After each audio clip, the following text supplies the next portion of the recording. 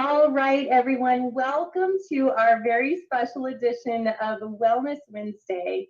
We are here every week talking about new topics, bringing new topics to the table, featuring some incredible products that help the body help itself. We are so excited for the conversation tonight and for our special guest. I am Marilee Marisich. I am from Washington State, and I am a wellness warrior. I have been for, goodness, 14 years at least now. And I came across the concept of activation about 7 years ago and came into a company like Manage That. It's just really houses some incredible products, really some game-changing products. And I have experienced it myself and I've seen it over and over again. So it's fun to be able to bring the conversation to the table with different topics. And tonight is no exception to that. In fact, we're going to talk about, we've titled this, Can Collagen Replace Costly Cosmetic Procedures? And I'm so excited we're going to bring an esthetician in here and really talk about that tonight. I'm just really excited about this conversation. And so I'm actually bringing my dear friend on, Christy Bowden. I'm going to read her bio as we get started because it's just impressive. I respect her so much. She is a wellness warrior. She has been for years and years and really brings so much education to the table. So you guys are in for a treat. But I want to read her bio. I don't want to miss anything. Christy Vogt is an integrative esthetician whose passion is helping empower people to take back their health. As a 25-year OG medical esthetician, she learned early on that health and beauty of the skin starts from within.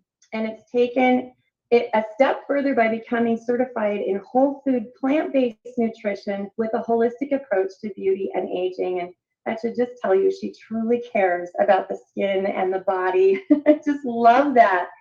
And I wanted to just share something that I think is really fascinating as we are bringing this conversation to the table, is that Christy and I, preparing for this conversation tonight, we were just talking about, I was doing some research and I am so amazed at how much people spend right now to feel better and to look better.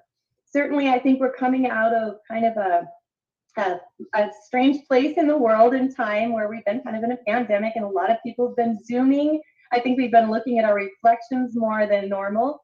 And then some of us getting back into the world and activity, and we really want to feel better and look better. And so I love the conversation we're bringing to the table because we've really landed on something that's changing the collagen game. And I want to hear from you. I want to hear in the chat if you've used collagen in the past, if you have been familiar with collagen, maybe taken it, maybe not familiar with it, maybe familiar with it. Have you used it and maybe not found benefits from it, but you know you should? I'd love to see that. I'd love to see some of the responses.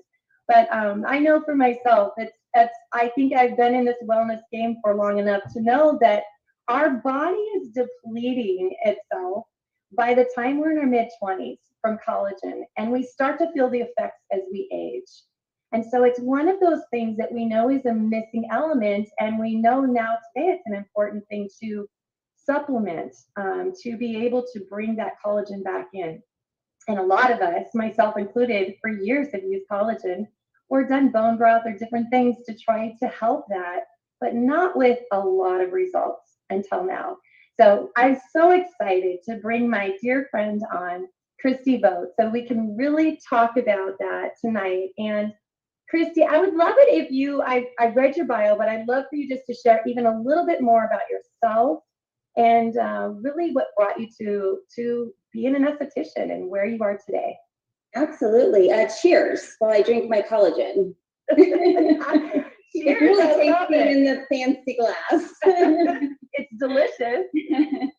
Hey, I am coming in from Colorado, and I have been, like Marilee said, in medical aesthetics for over 25 years. Yes, I'm 55.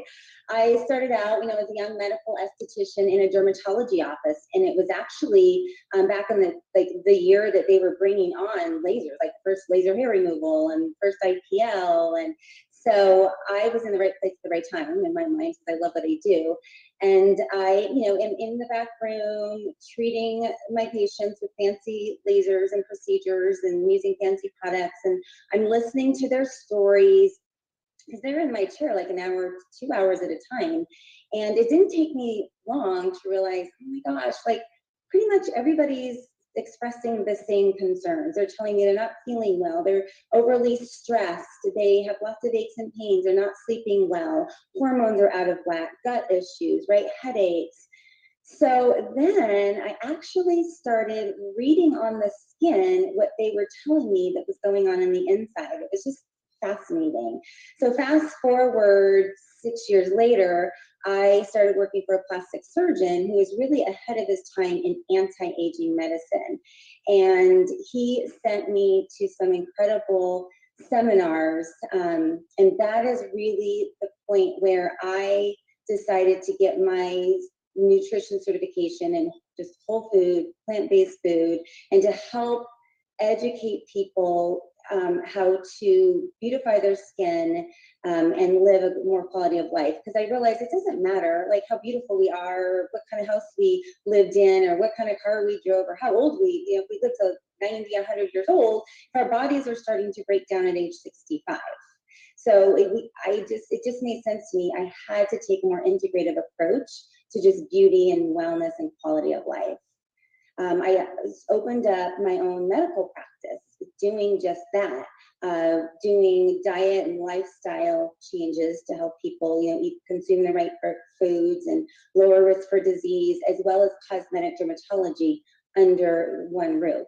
And it was during those years that I had that clinic that I had read about and heard about, the LifeVantage products that activate our own bodies, natural like healing and defense mechanisms. So it just was a no-brainer to me to like incorporate the LifeVantage products with what I was doing.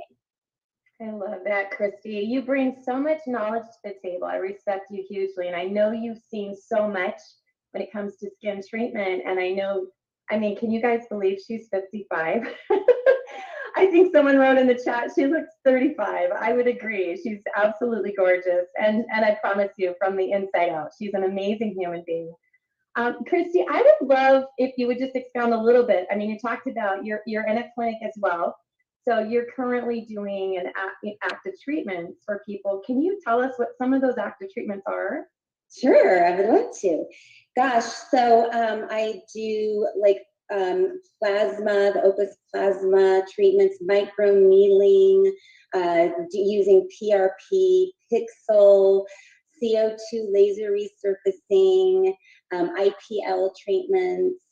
So since we're talking about collagen, the reason really for these treatments is to create an injury to the skin. So our body goes into overdrive to heal that injury. And what is made when our body goes into overdrive to heal? It's collagen. Yes. So once the collagen kicks in, elastin fibers work better. And you guys, it's not about aesthetics to me when I look at skin and I do these treatments. It is about the health and the integrity of the skin, first and foremost. By doing these treatments, by promoting collagen synthesis and cellular turnover, our skin is more resilient to further damage. Wow. Honestly, truly, I learn from you every single time you talk, which is amazing. And I think a lot of people go for treatments, they don't even realize what's happening or what you're actually trying to do in the process or how the body responds to that. So I love hearing that. So collagen is so important, and that's literally what you're stimulating. Okay, so next question. How did you come to realize that the health of the skin starts from within? Great question. So hearing the stories, kind of making that connection between our skin is the largest organ in our body, and it's a telltale sign of what's going on the inside. I can tell if you're eating enough oranges in your diet, or if you're pooping enough. These are a lot of things by looking at the skin, and if you're stressed, and if your hormones are out of whack. But I was fortunate enough when I started working for the plastic surgeon, it was the year 2004. And that, as soon as I started working for him, he sent me to Chicago to what's called an A4M meeting. And it's a meeting for physicians practicing anti-aging medicine. And back then there weren't that many. Thank goodness there are more and more these days. But that, you guys, that was the year that the scientists and the physicians who were studying disease and just aging and what makes a person age, they made one huge discovery, and that was at the root of all disease, every single disease, and just aging itself was cellular oxidative stress, which is the root of inflammation. And I remember there was this exercise physiologist on stage, and he said, even like exercise promotes oxidative stress and inflammation. If you don't keep it, if you don't neutralize it properly, that it's going to catch up to you in the end. And, I'm from Western Colorado. I mean, everyone here is outdoors, physically very active. And it just made sense to me. I'm like, man. So it was then in that seat that I made the shift to take the integrative approach. And that is when I got my nutrition certification. But what was really cool was, I think this was like January, and then the following month, Time magazine came out with the cover photo of this body and like flames in the background, like huge discovery at the root of all disease is inflammation. And I'm like, wow, like I heard something before it went mainstream. And I really feel that's what we're doing in LifeVantage. Like we are getting our hands on things before it really hits mainstream. It's pretty cool. Wow. It's true. It feels very cutting edge. And, I heard somebody say, I was listening to a biochemist who's actually part of the company the other day, and she was talking about the importance of putting the fire out. Just as what you said, it's directly correlated to so many different diseases. And, getting to the root of that is just huge. And I know you're all about that, which is absolutely amazing. But let me ask you this, because I'm curious. I bet you there's other people curious to ask this question too. So, Christy, have you in the past really recommended or utilized collagen supplements prior to this one? Have you? No, I haven't, because years ago, the research just did not support collagen at all. They're trying to make collagen topicals and supplements, and just across the board, it just wasn't working. They couldn't figure it out. Most recently, there's been some collagen products on the market. And so, my biggest testimonials are coming from the hundreds of patients I see. So I'll ask them like, how is it working for you? And I just have not heard any feedback or testimonial from people who have been taking collagen supplements the last several years. Just haven't heard any to convince me to start taking it myself or to start promoting it, to my patients and friends and family. So the answer is no.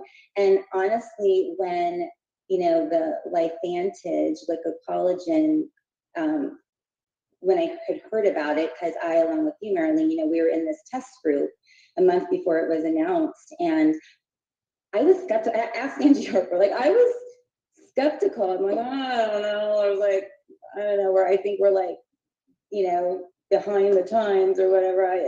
And so we were in this test group, and within like 7 days, the testimonials that were coming out were absolutely mind-blowing to me. I'm still trying to wrap my head around, wow, how is this happening? I would agree with you. I think I said this to my husband. In the history of forever, I have never seen a product either topically or orally give results like this so fast. And I think every day I continue now since it launched, officially launched about 3.5 weeks ago, every day I wake up and I cannot believe the before and afters. It's truly mind-boggling. And it's not only that, it's what it's doing on the inside too. My husband is an extremely athletic person, and he's 55 as well. And he's been raving about how it's helping his joints. He said, I feel like I just have this cushion in my joints when I'm hiking, when I'm doing all these things. I feel so much different on the inside. And we've tried all kinds of different things, you know, for collagens and whatnot, never feeling the results until now. So it's so awesome. Okay, I have another question. So why is our True Science Liquid Collagen a good addition to the skincare, health, and beauty regimen from your standpoint? It's a great question. And I think now might be the time to share a few slides of before and after photos. And then that way we can have a visual as I'm talking through this. There we go.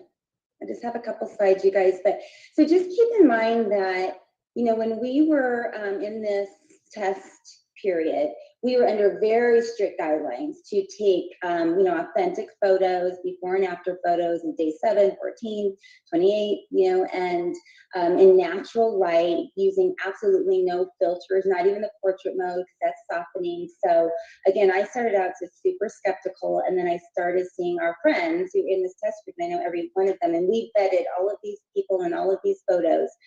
This is the real deal, you guys. I just have to say that. So in this first photo, you can see like 10 days, the redness, you know, all of the brown pigments. And by day 10, just by drinking the liquid collagen, the clearing of the reds and the browns in their skin, like this absolutely blew me away. If this woman came to like my aesthetics practice and she said, okay, Christy, I don't like, you know, the red in my skin and all of this sun damage, what can I do? I would want to start her out with what we call an IPL, intense pulse light. And it's a light that's flashed on the skin, and it attracts to hemoglobin, so anything red and vascular, and melanin, so anything brown and pigmented. And it takes, to get this result with IPL, it would take at least 3, if not 4 treatments about every 4 to 6 weeks apart. And in 10 days to get this result, you guys, like, I'm in awe. I'm a little speechless, actually. So Christy, I don't mean to interrupt you, but I want to ask you, so if someone did that, what would that cost? You know, just a ballpark, if they had that kind of a treatment. Yep, obviously it depends on where you live, but that's an average of about $350 to $400 per treatment. Wow. So again, a good 3 treatments, if not 4. Wow. Yeah. Wow. So let's see, this person on the right is, I mean, the crow's feet, like, what is that day? Does that say day 15? It's kind of fuzzy. For those just to like plump up and disappear, and then again, just the evening of the skin, the softening, the hydration in the skin. Again, that would be probably, I would say, like I would do an IPL and a couple pixel treatments, pixel to work on the wrinkles, you know, IPL to work on the browns and the reds. Again, another probably 3 or 4 treatments. And that's even more than just the IPL by itself.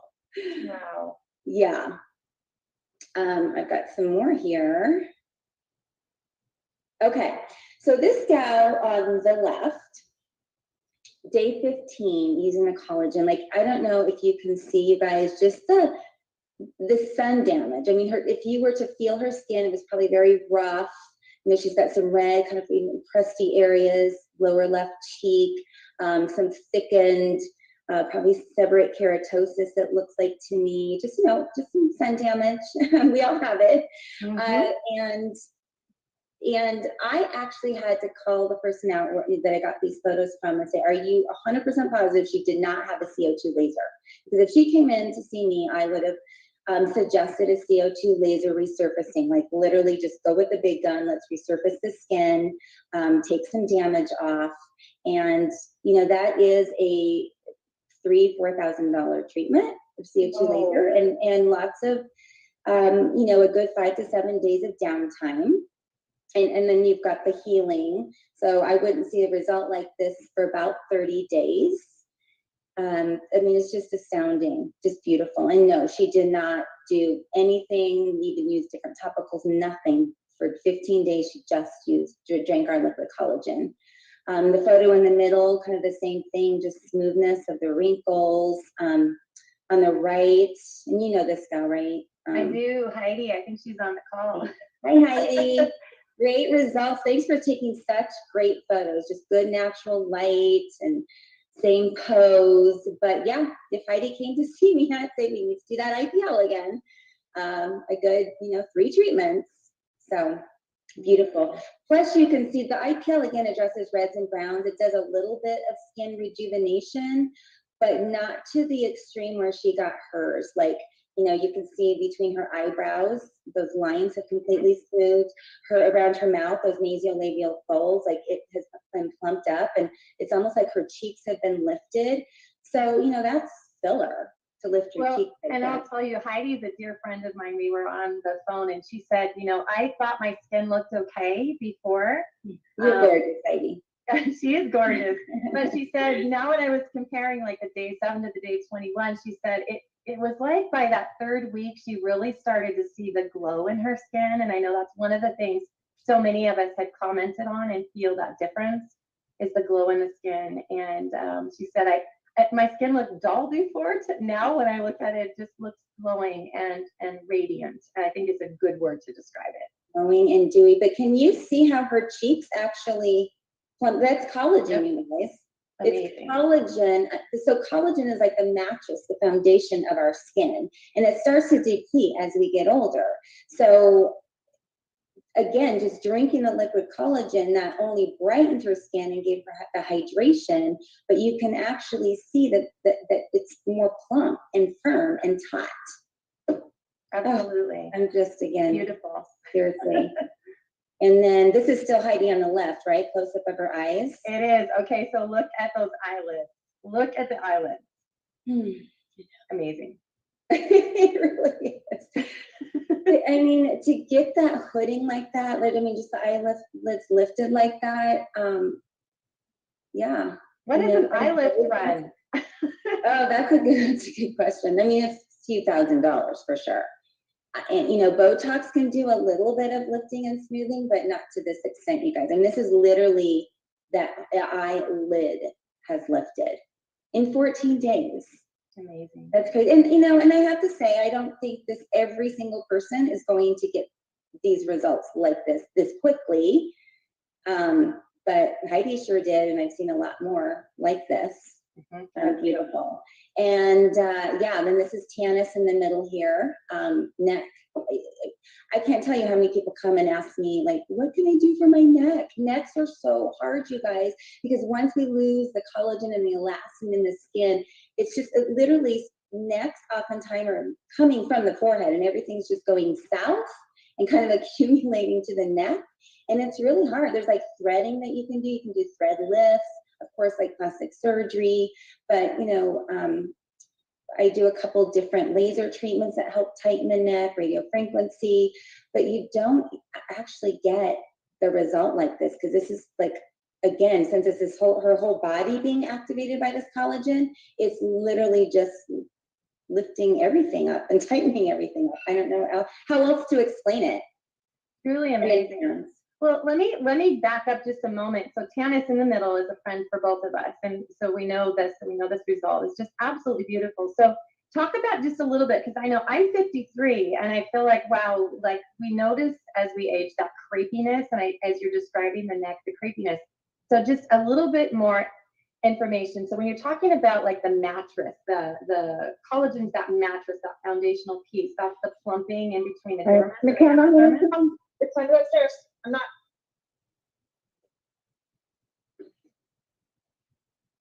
Did you catch that, McKenna? Yeah. Oh, we're going upstairs now, honey. So, collagen, you guys, it's the major component of our skin. Again, it's the mattress or the foundation underneath the skin. Yeah. So it not just plays a role in like plumpness and hydration. You want the chairs? Can you hear me? I can. I'm trying to mute a line here. Okay. I'll keep talking. I'm muting if you can hear me. But it also helps strengthen the skin's barrier. If the fibroblasts and the fibroblasts heal the skin, help repair and heal the skin, and create collagen, and elastin fiber. So, everything has to come into play it's just not one thing, right? To create the plumpness and the tightness that the collagen promotes. We start to lose collagen by the age of 25. Yeah, so let's talk about like preventative measures too. But again, it's another, I guess, really important thing to understand is that when our collagen depletes and our elastin fibers start to kind of shrink up, of course, yes, we get wrinkles and all of that. But what also happens is the barrier of the skin starts to thin and starts to get damaged. So what happens then, and it's really hard to bring that back if you're not drinking a collagen like this that actually activates our collagen. But once the barrier of the skin is damaged, it's allowing like more oxidative stress to come in through the skin, more damage. Your skincare products aren't working better because your skin's not functioning. You have increased sensitivity, increased redness in the skin, rosacea. That's a big part of rosacea is the loss of collagen, damaged skin barrier. Larger spider veins on the skin, brown pigment, you name it, skin cancers. So we're not just talking about the beauty and the tightening of the neck. It's so much more than that. I agree. It's that protective barrier, as you said. It's just the health of the skin means the health of the body, better health of the body. I love that. And look at the transformation in the hands. That's really yes. Our hands really tell our age, don't they? They absolutely do. Oh my goodness.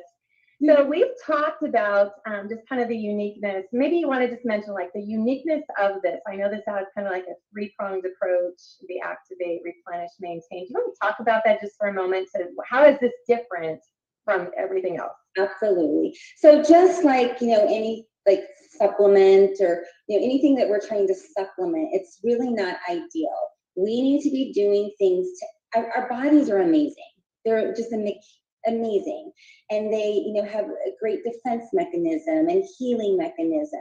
So we have to do things that our bodies recognize and are activated by, so they just function and perform better. So everything from our organs and all the different systems in our skin. So our liquid collagen is the only one that actually activates our own collagen processes. So that's a big deal. And like you said, it's not just showing up on the skin, it's our guts and our ligaments and our joints. It's everything. It's just overall health.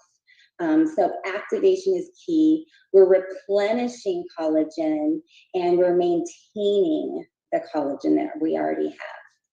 So amazing. We've got 10 different types of collagen with our marine peptides.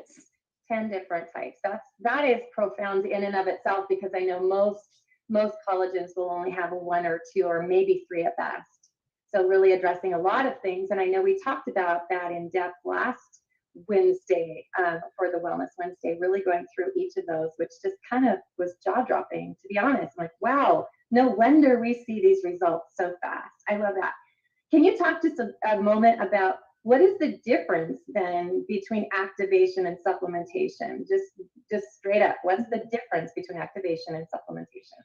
Well, again, collagen is made in our bodies by our bodies. So we can't just supplement, right, with collagen. Mm-hmm. We have to activate our own collagen processes. So it is a really, really big difference. Supplementation is just trying to supplement what we are not getting in our daily diet and our daily routine, but activating our bodies to function and perform better, and to produce its own collagen it really is key. And that's why we're getting such quick results, right? And just astounding results so quickly is because our body's manufacturing its own collagen. Yeah, truly amazing. Absolutely amazing. Okay, so my final question for you is, can you share what additional tips and products that you might recommend that are going to give not even just skin health, but overall health. I know you've got some favorites. I know you use them on the regular. Can you kind of talk about that? Share with us, because everybody wants to know, what is the girl who really knows best? What is she taking? What do you recommend? So I love this question. So remember, the skin's our largest organ on the body. It's a telltale sign of what's going on in the inside. So our skin gets its nourishment from antioxidants, period. Like just good antioxidants. And so foods with rich in antioxidants, different colors and varieties, so important. Like orange color, like yams and oranges and tomatoes and lemons, all of these pretty like vitamin C and antioxidants. So the oranges, like carotenoids that come from like carrots and yams, they actually give us color to our skin, like a healthy glow to the skin. So if you're in the middle of the winter and your skin is looking dull, like eat some yams and lots of vitamin C and oranges. Healthy fats are so important for the suppleness of our skin. So avocados and walnuts, and of course fish oils, clean fish. Like gross fish oils is going to like wreak havoc on your skin. You want clean quality fish oils. So of course our omegas, which is 2 types of clean cold water fatty fish, Norwegian cod and Alaskan pollock, and some vitamin D in there. And, everything starts in the gut, right? So we got to take care of our guts. There's a gut-brain connection, but there's gut-skin connection. So the pre and the probiotic, so important. This will help promote pooping, like I talked about in the beginning. Like we need to clean our system out so our skin is clean and clear. And then, I hope you don't mind me talking about pooping, but of course, our hero product, the Nerve 2 activator for skin and Nerve 2, with 5 plant ingredients that are synergistically formulated to activate our own cells to make their own antioxidants. So actually so much more different than eating antioxidants. It's our cells making antioxidants. So again, our skin gets nourishment from antioxidants, you guys. Inflammation on the skin, think about that. Acne, rosacea, eczema, psoriasis, skin cancers, wrinkles, melasma, that's all inflammation on the skin, and it's coming from within. You can do all you can anti-inflammatory on the skin, but it is coming from within. You've got to bring that down. So if you're not familiar with the Protandim Nerve 2 activator, because it allows our bodies to make antioxidants, it's lowering that cellular oxidative stress, the root of inflammation, by an average of 40% in the first 30 days. So huge. So between Nerve 2, probiotic, prebiotic, omegas, feeding the skin, plus a good healthy diet, game changer. But we can't forget sleep. Sleep is very important. Get a good solid 8 hours if you can. The Nerve 2 will actually help you with your sleep. And exercise, just for bringing circulation to the skin. And I don't know, I like my jade roller. It's cold and it's like lymphatic drainage. If you kind of wake up and you're kind of puffy, I keep this actually by my bedstand. And before I wake up, I actually do a little lymphatic drainage with this before I wake up. And you would actually like start swallowing if you're doing it right. You're draining your face and doing a little bit facial massage. What I wanted to address under eye circles. So under eye circles are actually broken little capillaries under there in most people. And as we get older, again, the skin starts to thin out, the capillaries break, so you can actually see it more. So vitamin K in dark green leafy vegetables helps to strengthen the capillaries, thus promoting less of a dark circle under there. So just side note, I wanted to mention that. I love that. Yeah. Oh, and then, okay, so topically, of course, skincare products, right? We want to create cellular turnover. We want to, again, from the outside, we want to help the skin be more resilient to environmental damage. So there's lots of all, great fancy products out there. But you guys, again, we've got the key with our True Science skincare line to actually activate, work on our body's chemistry to, in a very nourishing and anti-inflammatory way, to create a healthy, more resilient skin. So, this whole True Science regime, 4 parts, the cleanser, the perfecting lotion, which actually has the highest amount of the Nerve 2 in it, and the eye serum, strengthening the area around the eyes, put it on your lips to help kind of plump up the lip lines as well, and the anti-aging cream. So the anti-aging cream was the second product formulated with Biopantage after they took the Protandim Nerve 2. The scientists were just in their lab, they crushed the Nerve 2, they made a paste out of it, they were putting it on different skin conditions, and they were amazed by the results on some crazy, like skin cancers and other things on the skin. So they created the anti-aging cream and they put this side by side in comparison to retinol. And this did a better job in 7 days on the same human skin sample to promoting collagen synthesis, our keyword of the day. Our keyword. But you guys, this is magic, right, Merrily? This is a CBD infused Nerve 2 activator. And I am not just saying this because I'm here with you today. This really is the most beautiful, amazing, luscious, activating serum I've ever used in all of my 25 years. Like, it's amazing. And you guys, there's no chemicals in it. Again, it's working with our body's chemistry because we've just figured that out, how to do that. So those are some of my little other things that we use along with the collagen. I love this conversation. And, one of the things I've shared on Wellness Wednesday several times now, but I just want to leave it here with you guys today. Everything that Christy's talking about, I look at this as like activation is how to help the body help itself. And if you look at your health, whether it's skin health, your overall health, to optimize your health, think about it for the long game. Oftentimes people wait till they're 60, 70 years old, and then they're trying to hit the reverse button so fast and furious that the earlier you start, the better. And I love this conversation about collagen and what it can do. I mean, you're in the clinic and you're trying to help, reactivate that through treatments and all of the beautiful things that you can do there as well. However, if you can get in there and be very proactive in your health, you may avoid some of those costly procedures that aren't necessary if you take care of yourself. So I love this conversation, and I think it's absolutely incredible. You brought so much value here today. Christy, any closing thoughts before we let everyone go tonight? Well, thank you, Marilee. I would just say, technology has changed over years. I mean, I have just seen so much change in 25 years when it comes to, beautiful, healthy skin. And so just keep an open mind and be open to what is possible in activation. Like it's the real deal. So just be open-minded, try it for yourself. Make sure you take before photos before you take the collagen or any other of our products, because your body will change, your skin will change, and it changes over time. And the aging process slows down over the years.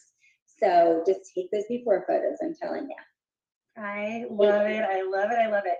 And I think that people have been asking me, questions about it. I'll throw them a picture and literally, what are you waiting for? You have the ability to really do some beautiful things from the inside out. And here's the coolest part of all of it. What you're seeing is a reflection on the skin so quickly is a result of what's happening on the inside first. So the benefits are overall inside and out. I've loved this conversation. I appreciate you so much, Christy, and I know everyone on the line is just sharing the love. This is so fantastic. I love the hashtag that we have along with this collagen, and it's true confidence.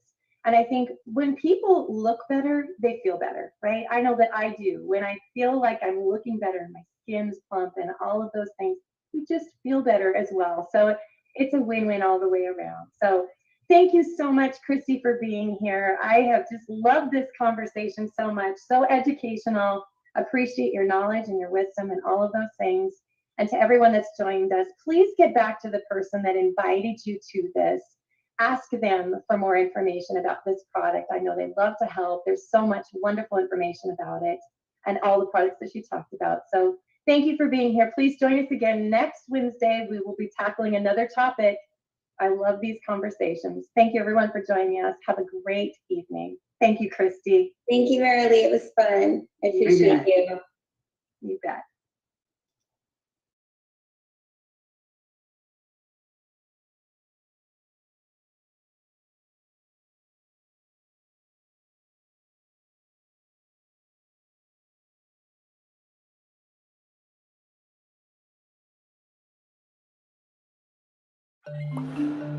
In this tutorial, you're going to learn all about what ChatGPT is, how it works, and most importantly, how you can use it to boost your productivity as a software developer. As a seasoned developer and teacher, let me tell you, ChatGPT is a game changer you don't want to miss out on. Don't take my word for it, just watch this video and see for yourself. My name is Mosh Hamadani, and I'm super excited to be bringing you this tutorial on ChatGPT. I've helped millions of people learn to code and become professional software engineers through this channel and my online school, codewithmosh.com. If you are new here, make sure to subscribe so you never miss a video. So what exactly is ChatGPT and how does it work? ChatGPT is a cutting-edge AI tool created by OpenAI. It was released in November 2022 and gained 1 million users in just 5 days. In comparison, it took Netflix 3.5 years and Instagram 2.5 months to get the same number of users. ChatGPT is an advanced language model that can understand and generate text. You can use it to create content for your website, write articles, emails, tweets, cover letters, and so on. You can also use it to generate code in a number of different programming languages like Python, JavaScript, HTML, CSS, and much, much more. You can use it to generate dummy data, write unit tests, translate text or code from one language to another. You can use it to explain code. For example, if there's a piece of code you don't understand, you can ask it and it will explain to you like a patient teacher. But I have to be honest, sometimes it explains too much. ChatGPT can also help you learn and remember things faster. For example, you can give it some text and have it ask you a bunch of questions. It can also prepare you for job interviews. You can have it improve your resume, write a cover letter for you, and also interview you like an interviewer. Now, do you think ChatGPT is going to take your job? Let me know in the comments below. The reality is, whether you like it or not, ChatGPT is here to stay. In this tutorial, I'm going to show you how to use it to get more creative and get things done a lot faster. I'll be showing you various examples for different programming languages, both for beginners and experienced developers. But before we dive into that, let's take a moment and understand how ChatGPT works. Does that make sense? I think it does. What did he say? I have no idea. Empower every employee to talk tech with Pluralsight. Backdoor problems? Preparation H has got your back. Make that backside! Our Bud Care lineup provides powerful, soothing relief from any kinds of backdoor discomfort. Nice tie. Preparation H. Get comfortable with it. ChatGPT uses a type of artificial intelligence called a language model. A language model is a type of software that is designed to understand and generate human language. It does this by looking at a large amount of text data and learning the patterns and rules of a language. For example, if the language model is trained on a lot of English text, it will learn about the grammar and structure of English, as well as the meanings of words and how they are used in different contexts. Once the language model has learned about a language, it can then be used to generate text in that language. Now, ChatGPT provides different language models for different purposes. GPT-3 models, which are designed to understand and generate natural language like English, and Codex, which are specifically trained to understand and generate code. These models are trained on billions of lines of code publicly available on GitHub. They're mostly capable in Python, but they're also pretty good in a bunch of other languages like HTML, CSS, JavaScript, TypeScript, Ruby, SQL, and more. Now, before we look at specific examples, remember ChatGPT, like any tool, has limitations. It might sometimes generate incorrect, harmful, or biased information. So don't take whatever it tells you as a silver bullet. Don't use it to learn to code, because the code that is generated is not guaranteed to be right. It might be functional, but it might not be the best way to code. So in a nutshell, ChatGPT is a powerful tool that can help you be more creative and efficient, but it's not a substitute for human expertise and judgment. So that's the theory part. Now let's move on and see ChatGPT in action. So head over to chat.openai.com. If you don't have an account, sign up. It takes only a minute. Once you have logged in, you're going to see the main screen with an input box to talk to ChatGPT. There is also a Chrome extension and a desktop application available if you don't want to use the web interface. I'll put the links down below this video. All right, now let's get to the fun part. Going forward, I'll be showing you various use cases for different programming languages. We'll start off with some general purpose questions that apply to anyone, regardless of the programming languages and tools they use. You will see how you can use ChatGPT to learn new things, write shell scripts, get commands, start a business, write legal documents, and so on. Once we cover the basics, then we'll dive into specific examples for front-end, back-end, and database development. I will show you examples using HTML, CSS, JavaScript, TypeScript, Python, SQL, and more. Now here's my first question. What are the top 3 books for learning Java?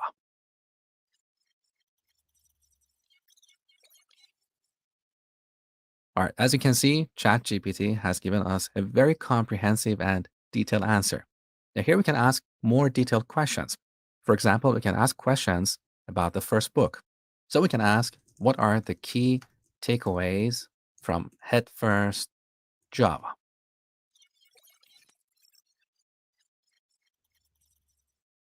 All right, another comprehensive answer. You can see that this book teaches you about object-oriented programming, Java fundamentals, threading and concurrency, GUI programming, and so on. Now we can also ask more general questions, like how do I become a front-end developer?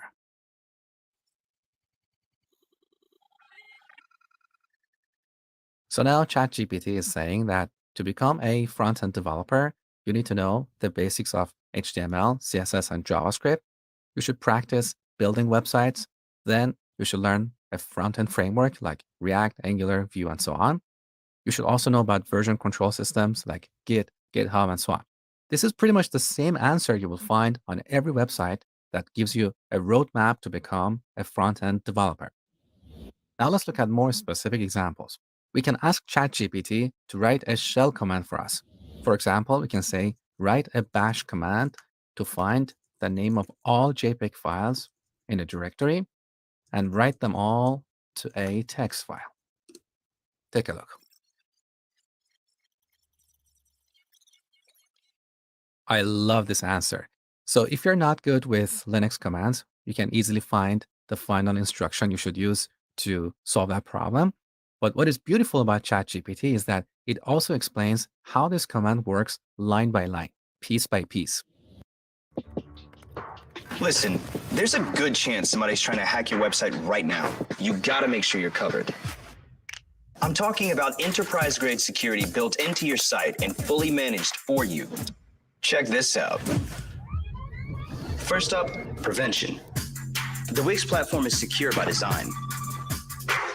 Security experts are in the dev process, performing threat modeling, penetration tests, and designing code reviews. And you get a strong encryption for your data in transit and data at rest.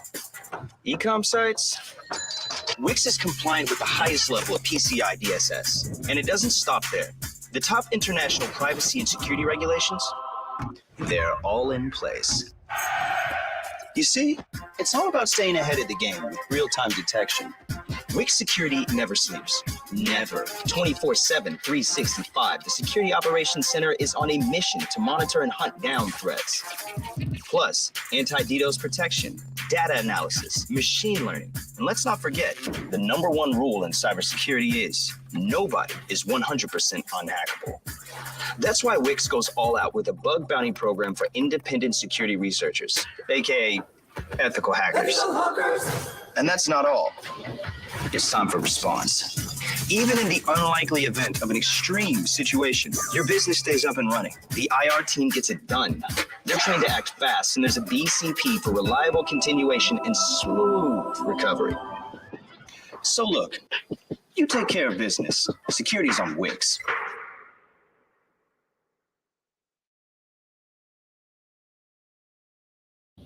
We can also have ChatGPT write Git commands for us.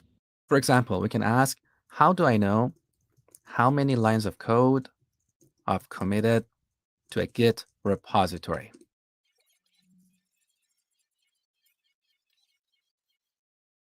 We can also use ChatGPT to get creative. For example, let's say you want to start a business. You can have ChatGPT generate app or website names for you.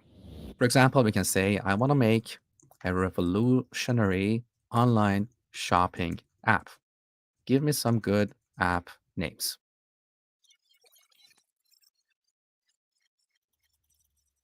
So ChatGPT is suggesting names like ShopEase, SwiftCart, Streamline, and so on. I think this list is pretty damn good. Now, these are just some example prompts. You don't need to use the exact same wording to talk to ChatGPT. You can ask any questions you want in your own way. Now, if you have used this tool before, let us know in the comments below the interesting questions you have asked so we can all learn and inspire each other. We can also ask ChatGPT to write contracts for us. Here's an example. I want to hire a graphic designer to design my website. We have agreed that they will deliver the first draft in 2 weeks and offer 3 iterations free of charge. Any iteration after will be charged at $50 an hour. Write a contract for us. So the more details we give to ChatGPT, the better response we'll get.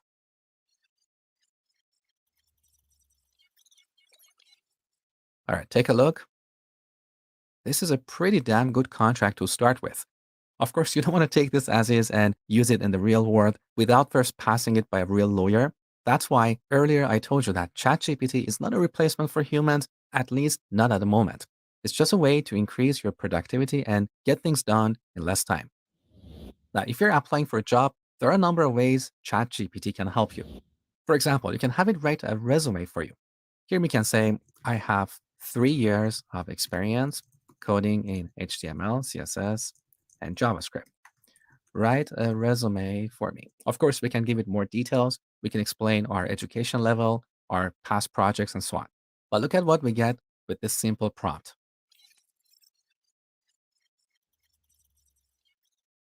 All right, take a look. So ChatGPT created a basic layout that includes our name, address, phone number, email, some objective, summary, technical skills, and it has already listed all the related web technologies. So we have HTML, CSS, JavaScript, jQuery, Bootstrap. We didn't mention any of this, but it assumed that we have these skills. It also included a section about professional experience, including past projects, as well as education, certifications, and so on. Again, it's a great starting point. Now, let's say you're applying for a front-end developer role. You can ask ChatGPT to write a cover letter for you that you can email to that company. So we can say, I'm applying for a front-end engineer role at some company. Write a cover letter for me.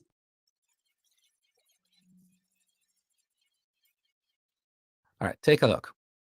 We have a comprehensive cover letter, beautifully written in perfect English. How good is that? Now, let me show you another fun one. You can have ChatGPT ask you interview questions.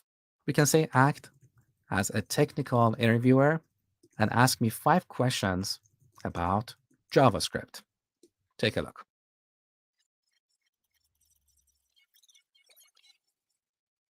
All right, so here we have 5 questions that are often asked in technical interviews. Now, let's say you don't know the answer to the first question. You can ask a follow-up question. So the beauty of ChatGPT is that it remembers everything you have told it in this conversation thread. So here we can say, what is the answer to the first question?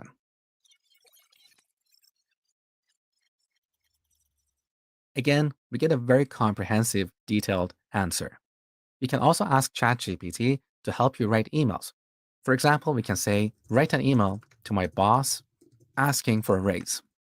I've worked at this company for 2 years and successfully delivered several projects on time.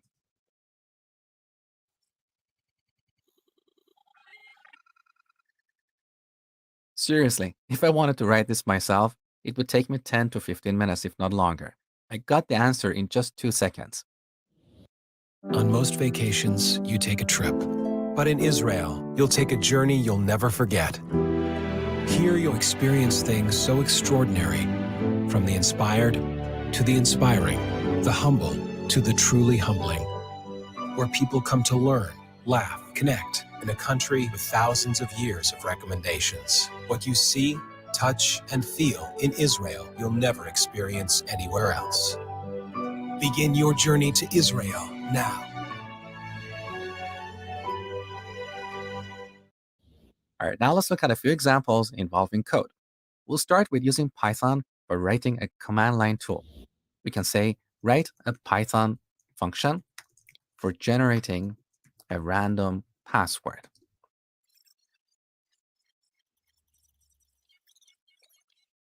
So as you can see, we get a piece of code beautifully highlighted with explanation of how it works. Now, if there's a part of this code that you don't understand, you can always ask follow-up questions. For example, we can ask what this expression does in this code. So we can ask, what does 4 in I range of length do in this code? Take a look. Really, really useful. Couldn't be better. Now, we can also ask computer science questions like, what is the time complexity of this function? Now, if you're not familiar with this concept, time complexity is a way to explain how large inputs impact the performance of an algorithm. It's really beyond the scope of this tutorial. I've covered it in detail in my data structures course in case you're interested. So let's see what we get.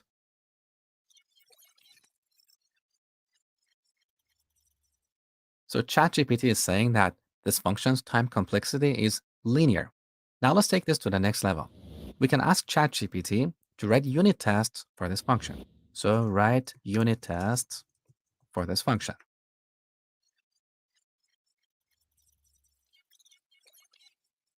Seriously, how good is this? If I wanted to write all these unit tests by hand, it would take me probably 20 to 30 minutes, if not longer. Of course, we should always use our own judgment to make sure that the tests are correct. But I think this code is a great starting point and it really saves us a lot of time. We can also ask ChatGPT for ideas to improve our code. For example, here on w3schools.com, we have this piece of Python code where we use a for loop to iterate over a list of fruits. If the fruit has A in it, then we add it to a new list. I'm going to copy this code and give it to ChatGPT to see how we can improve this code. So take a look. How can I improve this code? Now here we should hold Shift and then press Enter. So we go to the next line. Now we paste our code and then press Enter to submit the question.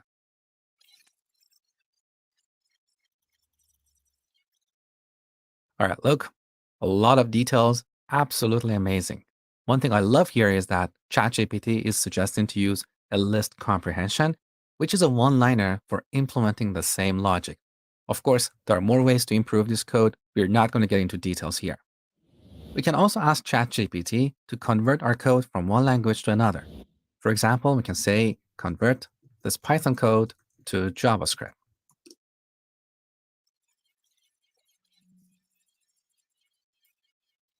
Incredible. In just a few seconds, our code was converted to JavaScript, and down below we have all the details about how this code works. We can also use ChatGPT to generate dummy data.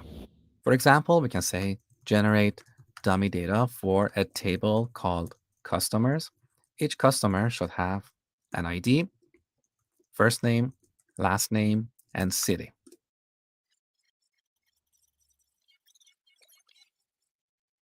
Now, in this case, ChatGPT gave us a Python script for generating dummy data. But what if we want the actual data, not a Python script? We can say, I don't need a Python script. Just give me the data.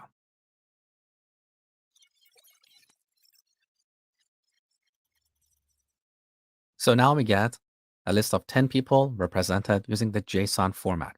Now we can take this to the next level and say, create a Python class for storing these objects.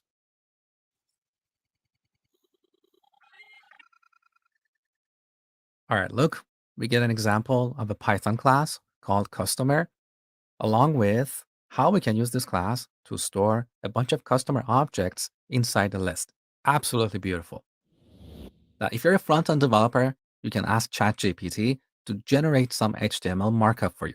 And this is where examples get more and more interesting. For example, we can say, write the HTML and CSS code for displaying a card.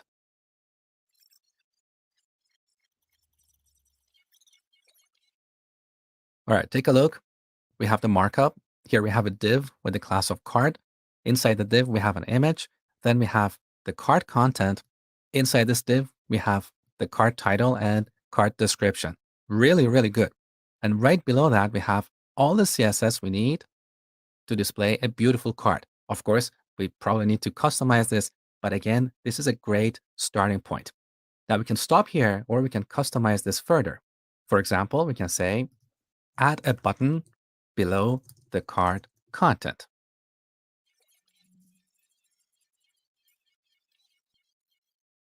All right, look what happened. So now we have a new markup right under the card description. We have a new div with the class of card action. And inside this div, we have a button. Beautiful. Now, we also have more styles for this button. We have the plain styles as well as the styles for the hover effect. Now let's take this to the next level. We can say, when I hover my mouse over the card, I want the card to slightly slide up.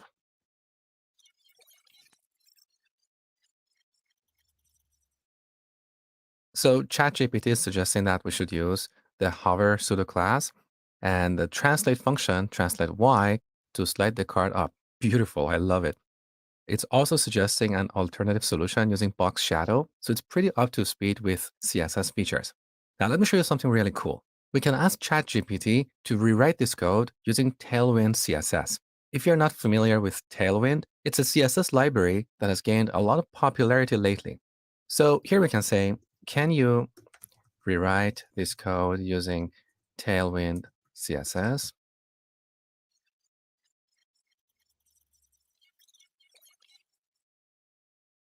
There you go. Now we have the same markup, but with the utility classes that come with Tailwind CSS. So we don't have to create CSS classes anymore. Now here we can get more creative and see what other UI libraries are supported. Next, we can bring some JavaScript to the mix and make this interactive. So we can say, when I click on the button, send an HTTP request to /API/products.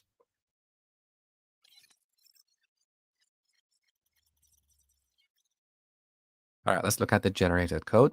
So ChatGPT is suggesting to use the Fetch API that is supported in pretty much most modern browsers, but I personally don't like to use the Fetch API.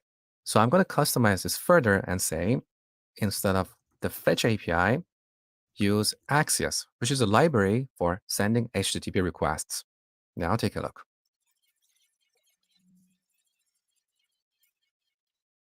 All right, now we have the instructions for installing Axios using npm or yarn, as well as a modified example using Axios. Beautiful. We can also ask ChatGPT to help us with compile time or runtime errors.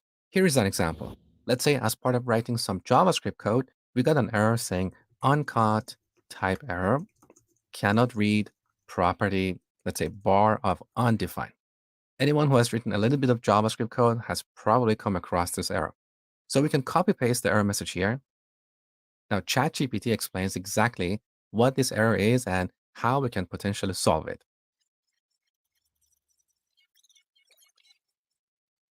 So going forward, I think a lot of people will start to use ChatGPT instead of Google. I've been self-hosting since high school, and moving to Linode was just natural. I have a handful of Linodes ranging from Nextcloud, I've done a Minecraft server, as well as just hosting some static files on the Nginx server. Linode makes cloud computing accessible to me in a number of ways, with their affordable pricing, and also their trust in their users. For example, in other cloud providers, opening a firewall is a painful process, but Linode makes it simple. Linode is by far my favorite cloud provider. I've tried Azure, Google Cloud, AWS, but Linode just feels like home. My name's Ben Emirs, and I'm a data engineer.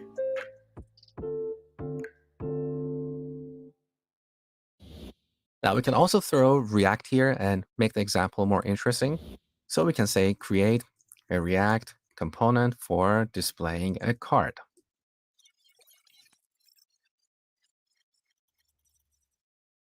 All right, let's see what's happening here. So up here we have an example of a function component for displaying a card. Now, I personally don't like to have a parameter called props. It would be nicer to destructure this parameter and grab individual properties like title, description, and so on.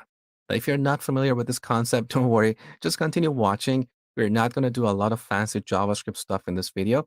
This is just to open your eyes to the possibilities.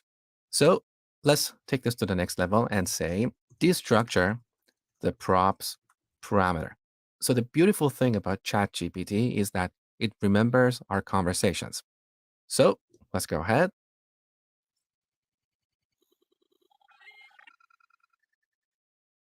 All right, now we have a new implementation of the card component with the props parameter destructured. All right, now let's move on and look at a few examples involving backend development. For example, we can ask ChatGPT to build an API for us with Node and Express. So here we can say, I need an API built with express.js to return the list of products. Each product should have attributes like ID, title, description, price, and image URL.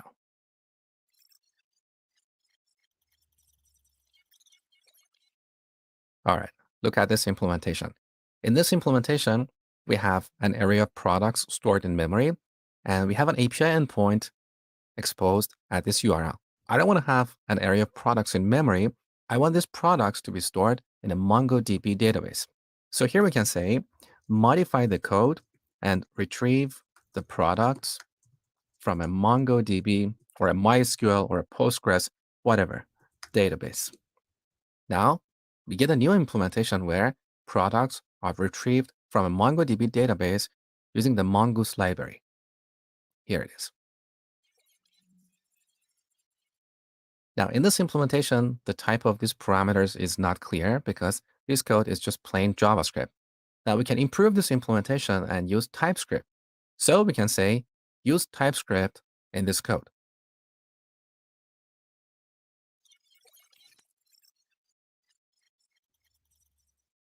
Now we have a new implementation of the same web server implemented using TypeScript. Now, let's say you're a Python developer. You don't want to use JavaScript. So here we can say, generate this API using Python and Fast API, which is another library for building APIs using Python. So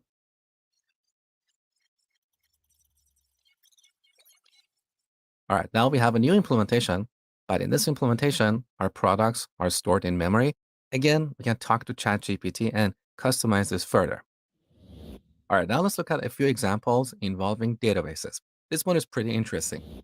So I'm going to say, write a SQL query to generate a table called products with 4 columns. Note that I'm not specifying the column names and types here. I'm just saying I want a product table with 4 columns. See what happens.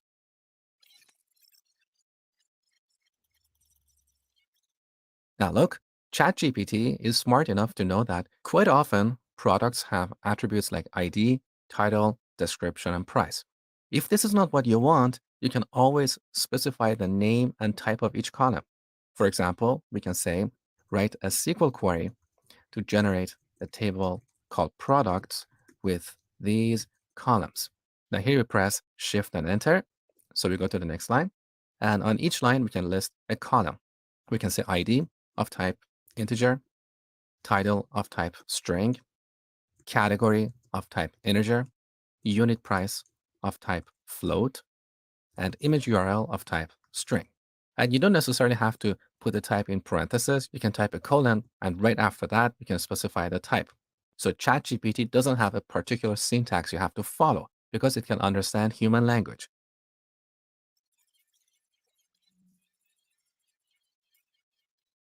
All right, now in the products table, we have columns like ID, title, category, unit price, and so on. We can also use ChatGPT to write queries for retrieving or updating data. For example, here we can say, write a query to retrieve the top 5 customers in Manhattan. Note that we don't currently have a table called customers, so we're just asking ChatGPT to write a query to retrieve the top 5 customers in Manhattan. Take a look.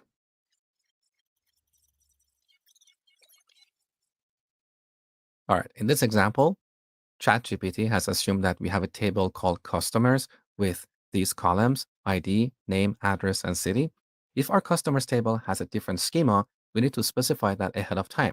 So we specify the name and type of each column. Then we ask ChatGPT to write a query to retrieve the top 5 customers. Now look at this query. In this query, we're simply selecting customers who are located in Manhattan.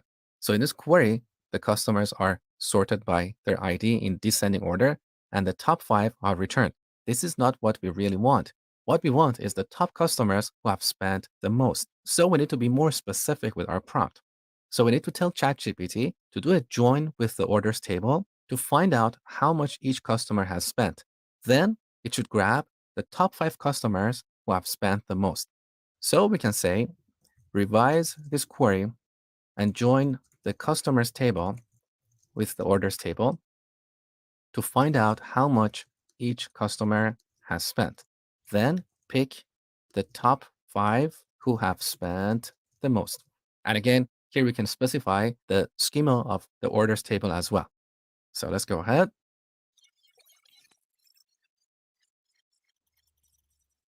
All right, look. Now ChatGPT is assuming that we have 2 tables, customers with these columns and orders with these other columns.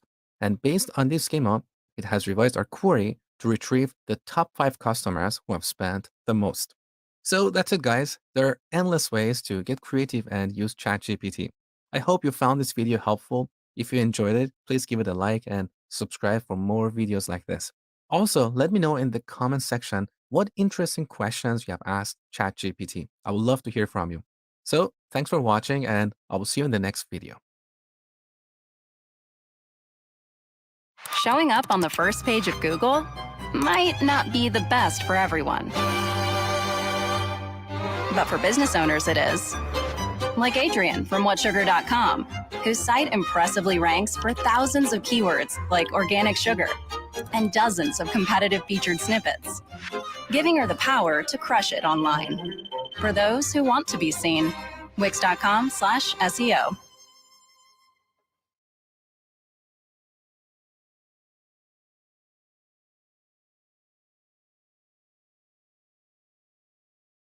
Welcome to ChatGPT at Home, a ChatGPT-like app written entirely by ChatGPT.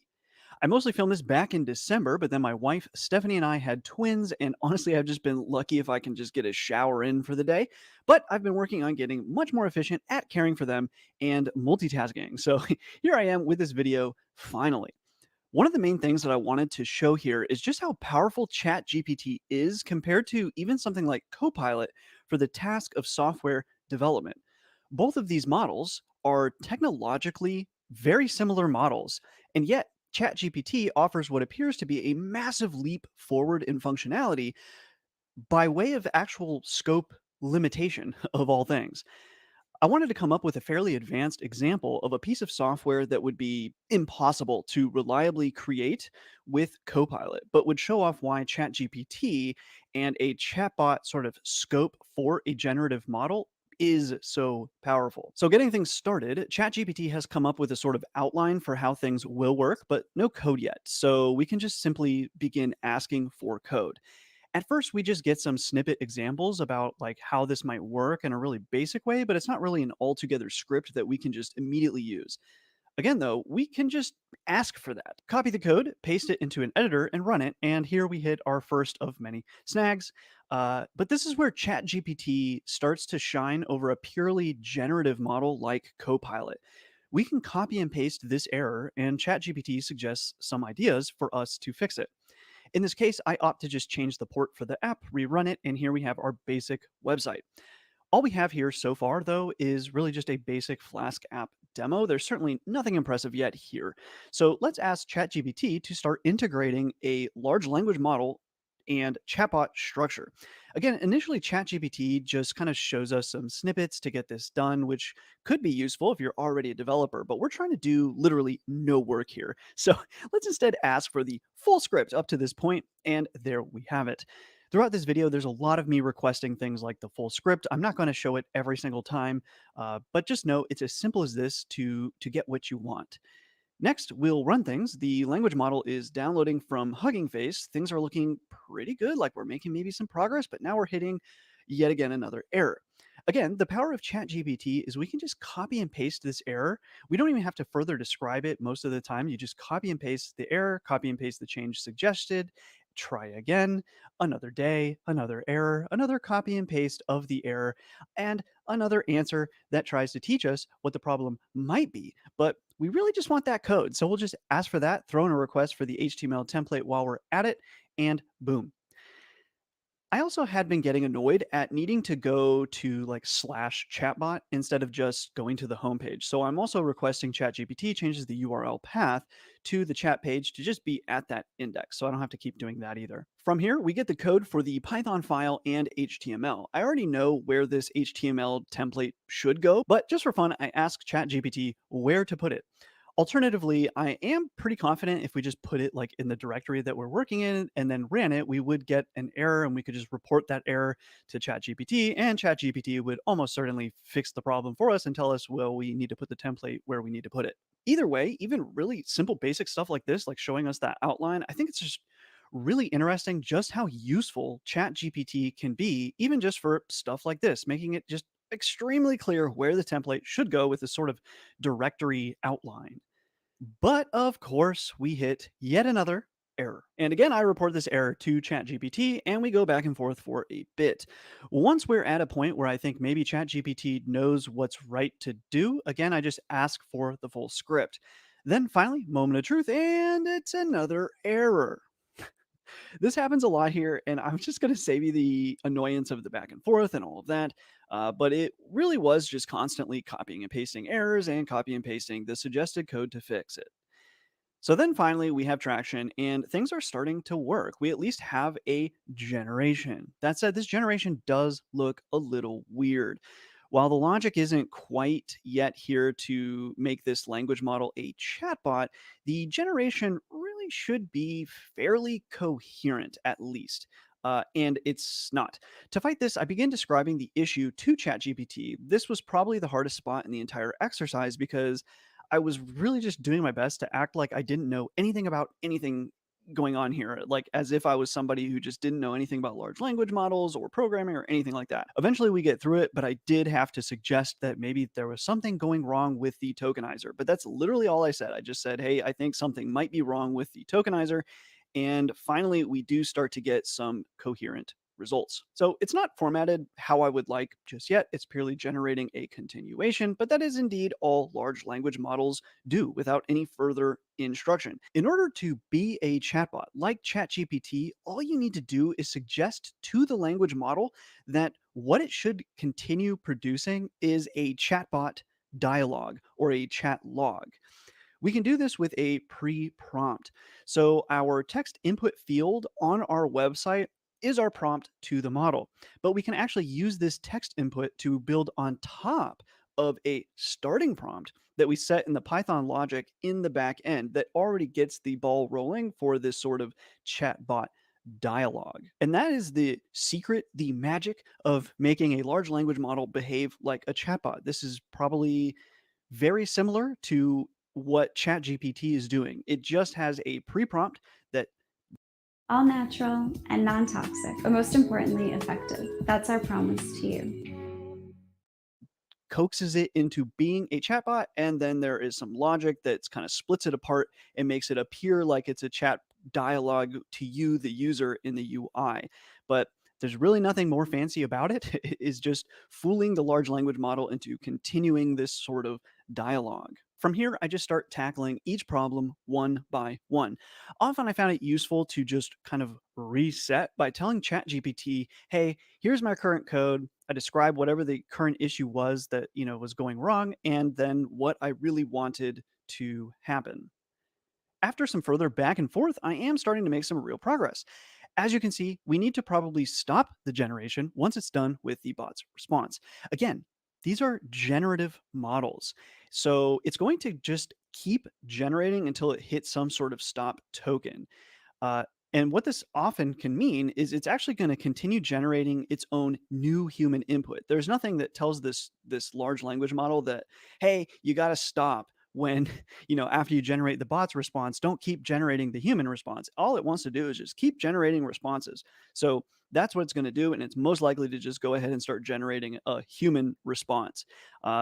And then maybe another bot response, or even as we can see here, where it adds an actual other input entirely called robots.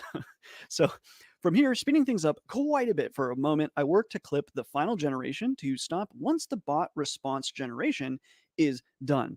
And then I start working on keeping a history of the chat ongoing. I also found this step to take quite a bit of time for ChatGPT to finally figure out. It was a lot of back and forth and trial and error, like making sure the history was still there, keeping it in the session, all that. That said, the part that took the longest here was actually just the ChatGPT arbitrary delay in text output.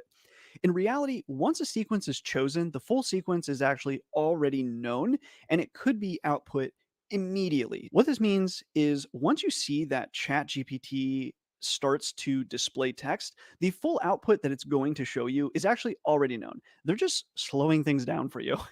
I think OpenAI just does this with ChatGPT to slow big queries down and to reduce overall system load on what is otherwise a totally free application.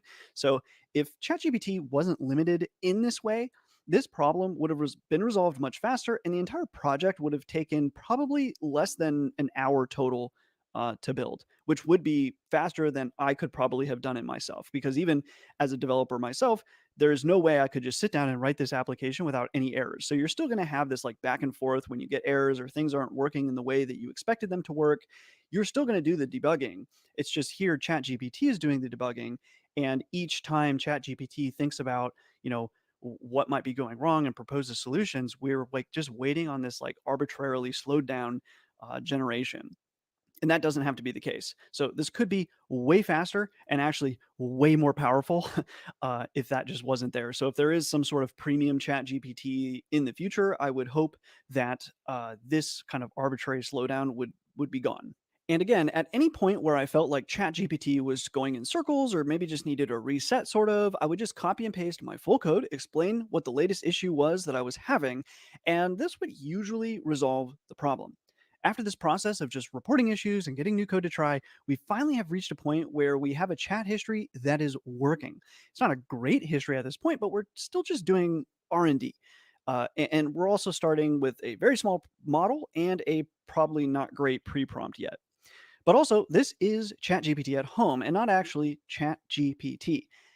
So we are using that 125 million parameter model as opposed to like GPT-3, for example, is 175 billion with a B parameters. So these are very, very different models. I will show an example at the end with a larger model in the back end, but this is also what's actually kind of cool about an app like the one I'm building here. This is an app I actually want. We can swap in and out different language models in the back end because we're using that Hugging Face Transformers library. We can just change the language model that's running in the back end. And so you can run any of a whole host of different models. So depending on the type of machinery that you're running things on or the quality, I guess, of the chatbot that you want, you can easily swap in and out things. Anyway, at this point, things are functioning as expected from what I can tell, and I do ask to add a reset button so I don't have to like start the app over and reload that model into memory and all that. And also so I don't have to like refresh the page and all that. Even this tiny request of just a reset button is actually somewhat challenging because this means not just adding a reset button in HTML, but it's adding the callback to actually do it and reset that chat history and clear that variable in the session and so on. Of course, we do still hit some small snags on the way too, so we just report those snags, copy pasta what ChatGPT suggests, and we finally wind up with a functioning reset button.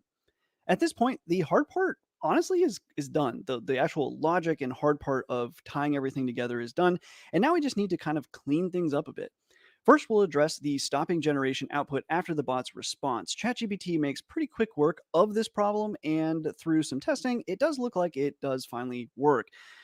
We're getting so close to being complete here, but then with some further testing, I happen to catch that there's also instances of a lowercase human colon, and that's getting generated, and we need to handle for that as well. While handling for that lowercase issue, I noticed that ChatGPT really has just solved this by lowercasing everything. Again, we need to find a different solution.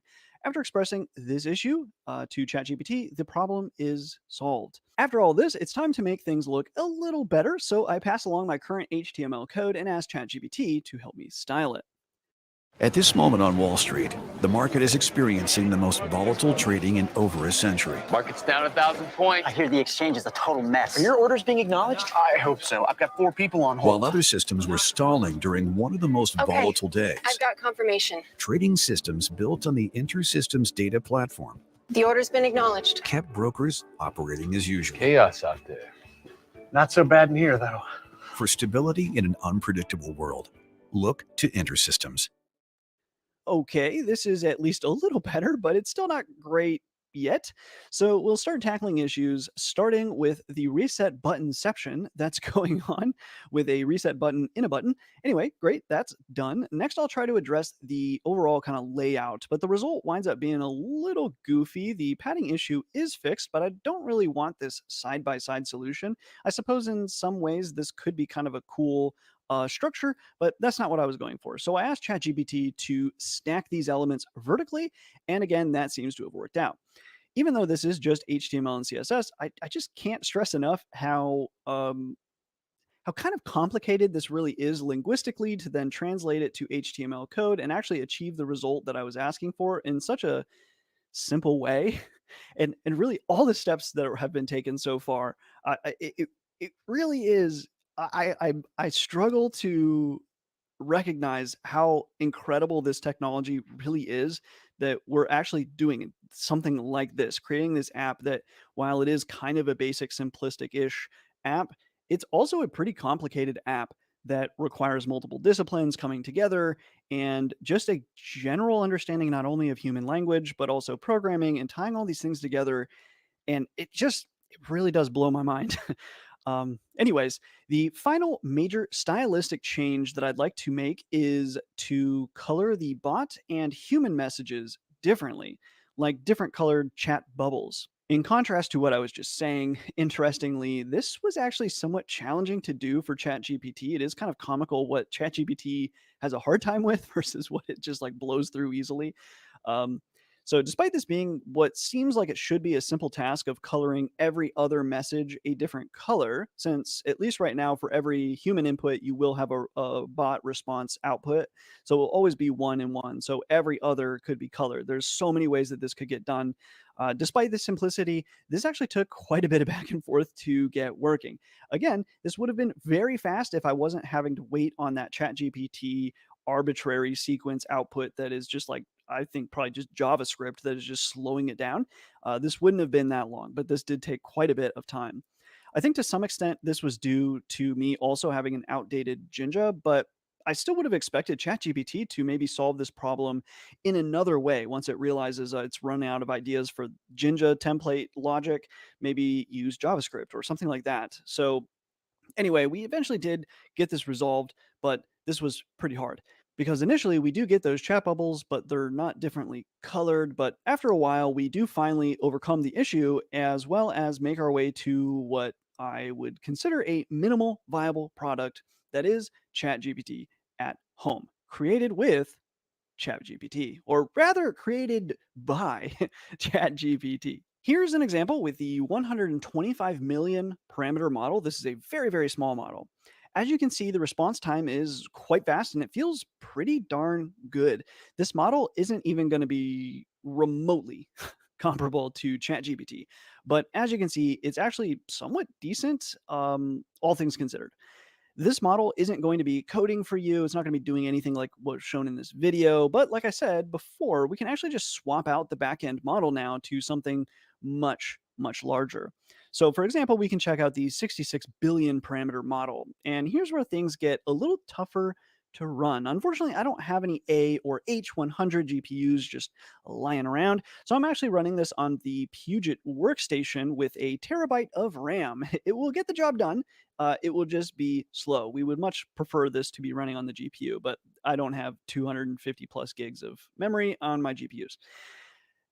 I also took the liberty to have a little more fun and actually asked ChatGPT to generate a chat log between a human and a bot, where the bot was a sassy bot. And I'm using that chat generation as the pre-prompt here. The first response from this 66 bill parameter model takes almost 25 minutes to complete.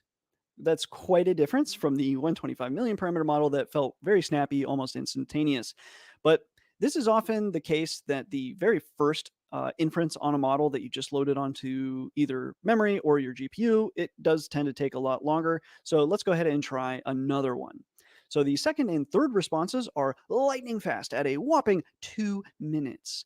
I think we could have a lot of fun with this model, and I would like to dig around a little more, but 2-minute inference time is a bit brutal. It's going to make R&D quite hard. But I think it would be cool to find a solid pre-prompt that functions closer to ChatGPT's full capabilities. That said, ChatGPT also did have a sort of reinforcement learning layer on top. As far as I understand, that reinforcement learning layer, though, was more so meant for like Turing test passing. So just people seeing those responses from the chatbot and either thinking that they were human generated or bot generated, like what responses looked good or what they were actually looking for. So I don't think that the actual backend language models need that much work. And so it would be interesting to see if someone can come up with a good solid pre-prompt. I don't think anybody actually knows. I don't think OpenAI has released what is the pre-prompt to ChatGPT. But that could be very interesting. I'm also just curious, like, how long is the pre-prompt? Like, how much information is in that pre-prompt before you get to even start playing? Because also, ChatGPT does seem to allow for a very long chat dialogue that it still seems to remember the history of. So I also don't know if they're doing something interesting in the back end where maybe they're compressing that information down. So, for example, if you have a really long dialogue with ChatGPT, it's conceivable that you could actually use ChatGPT to take some dialogue and ask it, hey, please compress this down to maybe a paragraph.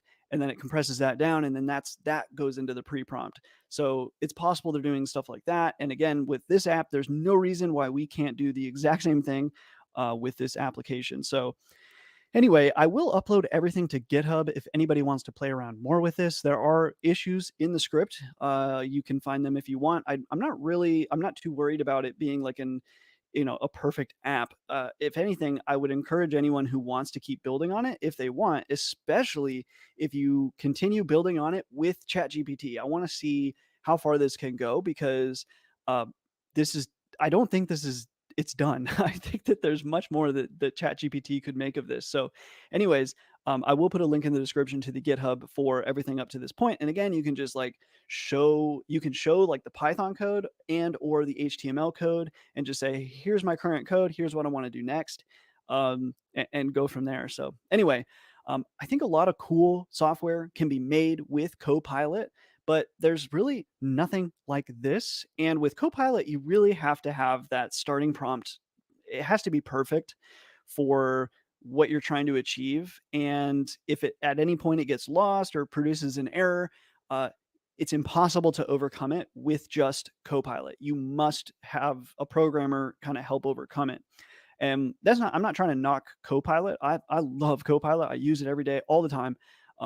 But it is very interesting to me again that Copilot, I would say the scope of Copilot is much wider than the scope of ChatGPT. ChatGPT has been narrowed very specifically to be a chatbot, and yet through that scope limitation, it is very interesting that the functionality has just exploded for ChatGPT based on that scope limitation. It's curious. And I think the main reason why it's such an explosion in performance is ChatGPT is not perfect. It says dumb things, it makes mistakes in software, but the fact that you can report what's wrong and then it thinks about it and changes accordingly and suggests a different way of going about it, that's what makes ChatGPT, that's what makes all the difference. And that's why maybe for playing a doctor or arguing a legal case or something like that, ChatGPT is probably not the greatest idea because it will make mistakes.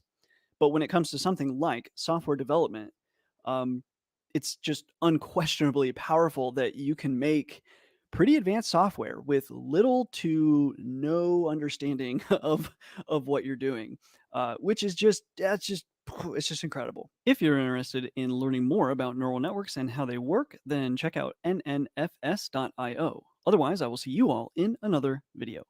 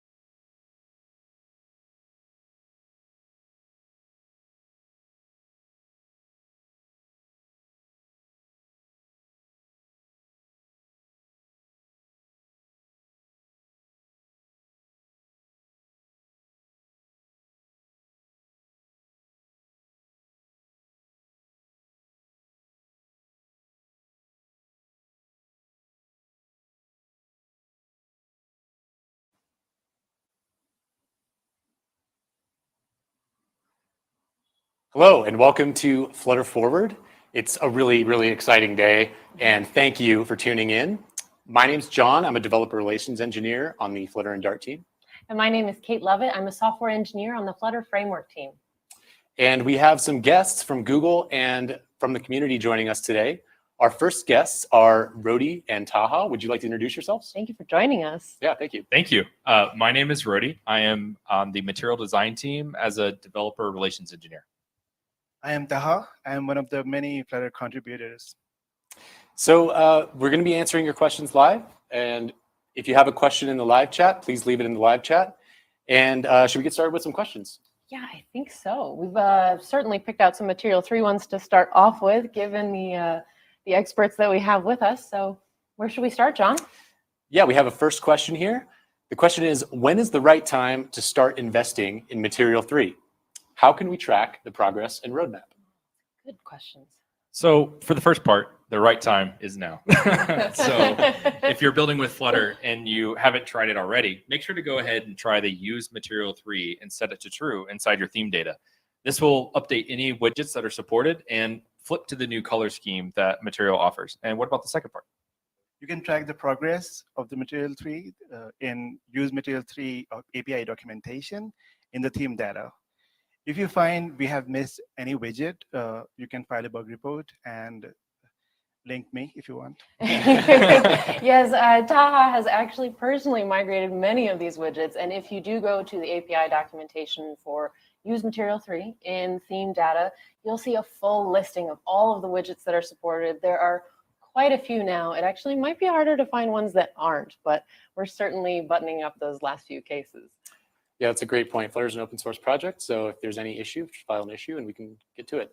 We have another question here, so thanks for the question. Is there an example app that is fully built in Material 3?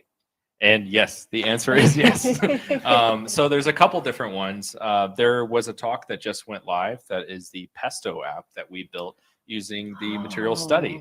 And we did a workshop as well. You can find that on our GitHub on Material Foundation. We'll make sure there's links later.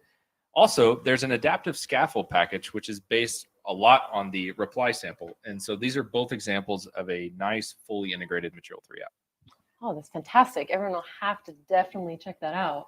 Yeah, and I think, part of the exciting thing about this event is the partnership with other teams. So the Firebase team, the Material team, we've got some great workshops online, so you can go check those out. We've got a bunch of other content, so don't forget to check that out as well. So with Material 3, will it change everything in my app if I'm just updating? Will I have to make more tweaks? Will it change all the colors in a drastic way? Like, will all my widgets update and everything? Yeah, so for everything that's supported, it could be as minimal as just the background and foreground colors changing, but some widgets will be quite drastic, such as the navigation rail and bottom navigation. Okay, so I guess we check the sample app for more details there. That's a great resource. So we have another. Yeah, you want to take it? Yeah, this one just came in asking for full support in Material 3. When does Material 3 get full support? We know there's still a couple little things to follow up on. What do we think? I can answer that. Migrating to Material 3 by default is a breaking change. And while we're doing so, we have to consider those who would be affected and making sure we provide a transition path for them for a migration path for an easy transition. That is a really excellent point. And anytime we make huge changes like this in the framework, we like to make sure that we're as undisruptive as possible, so that you don't upgrade your version of Flutter and find yourself absolutely broken. And like Taha said, we like to provide migration guides and really clear transition paths to make it an easy transition for everyone.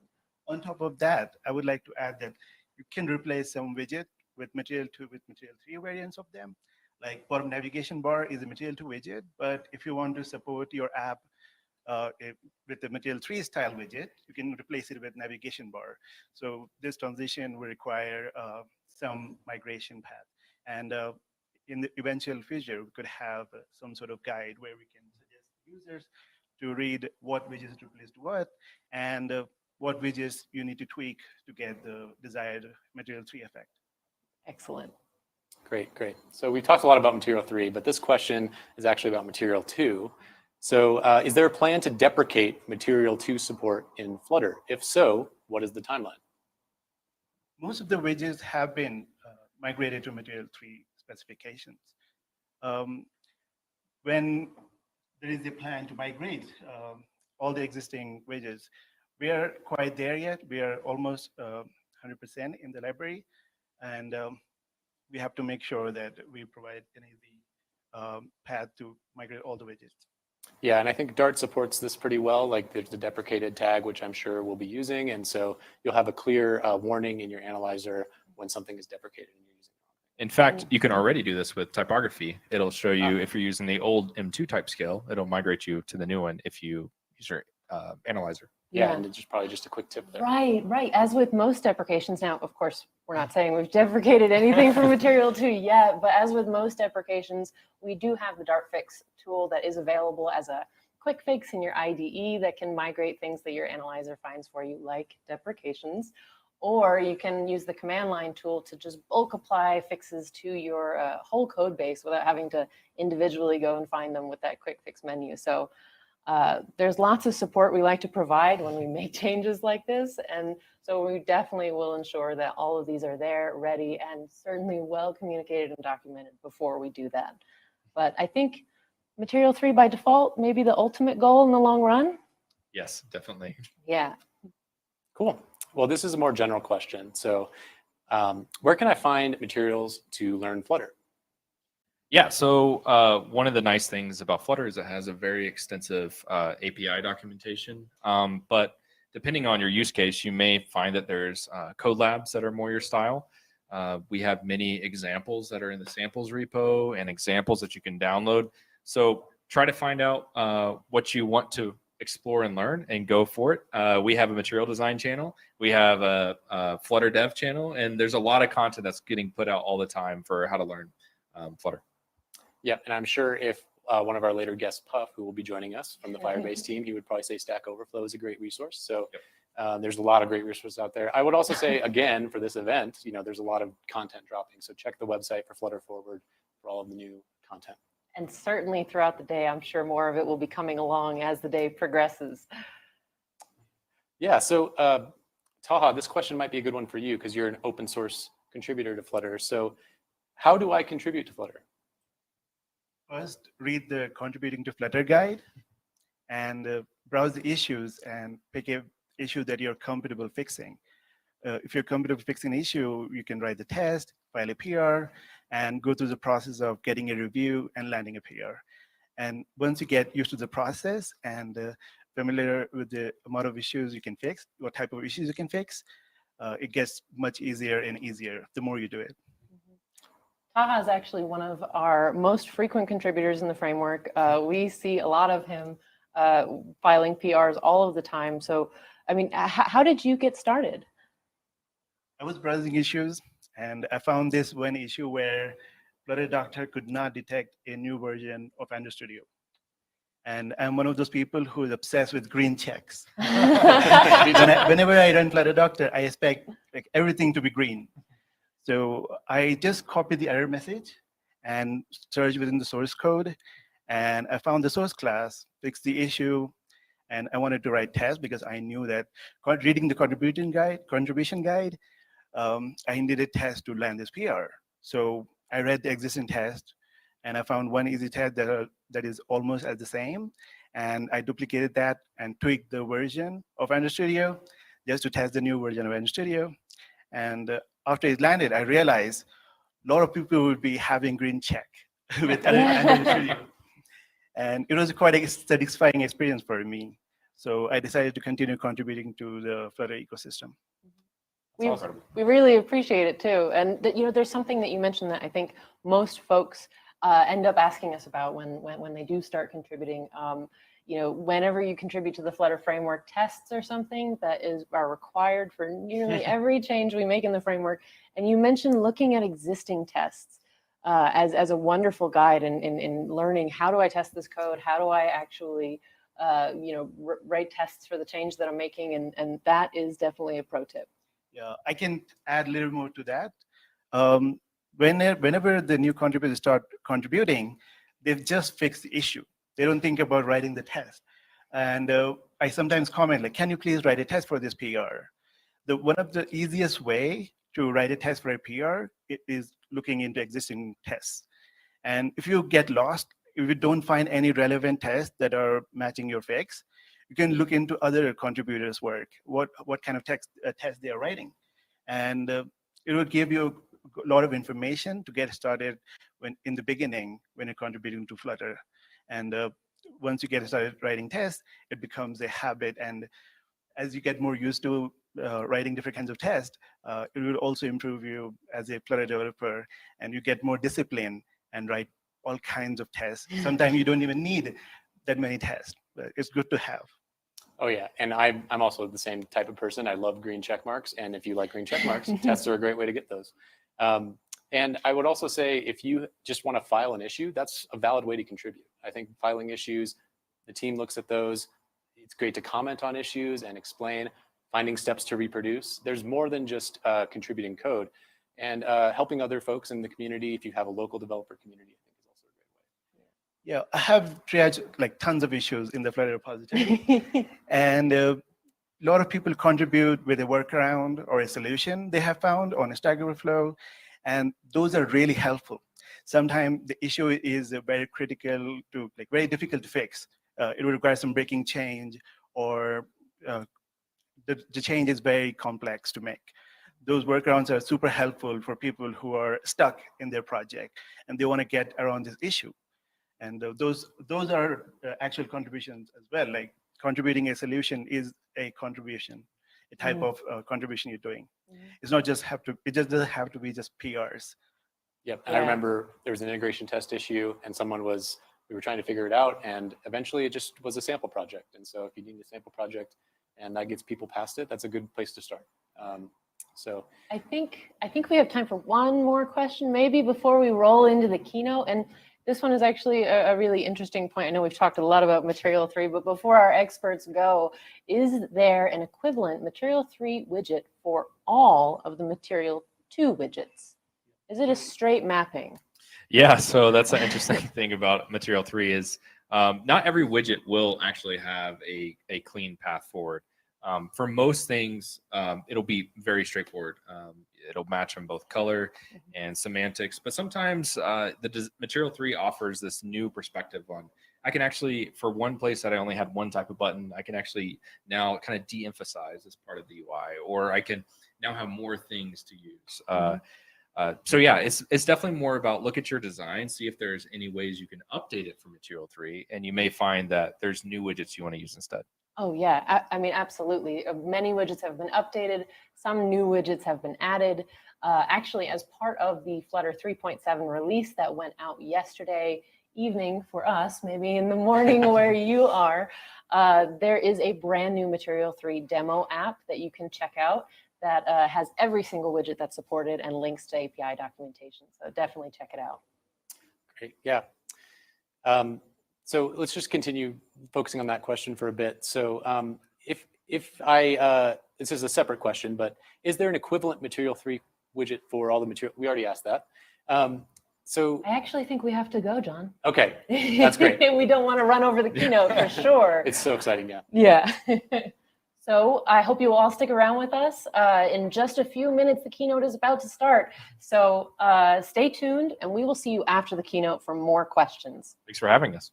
Thank you for joining. Bye.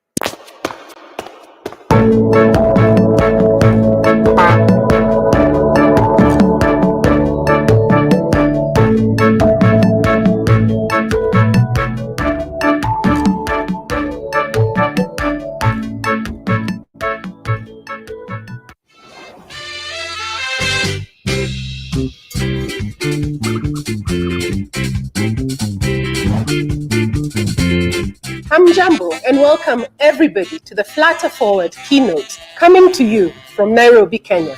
I am Agnes Gathaya, and I lead the Google East Africa team.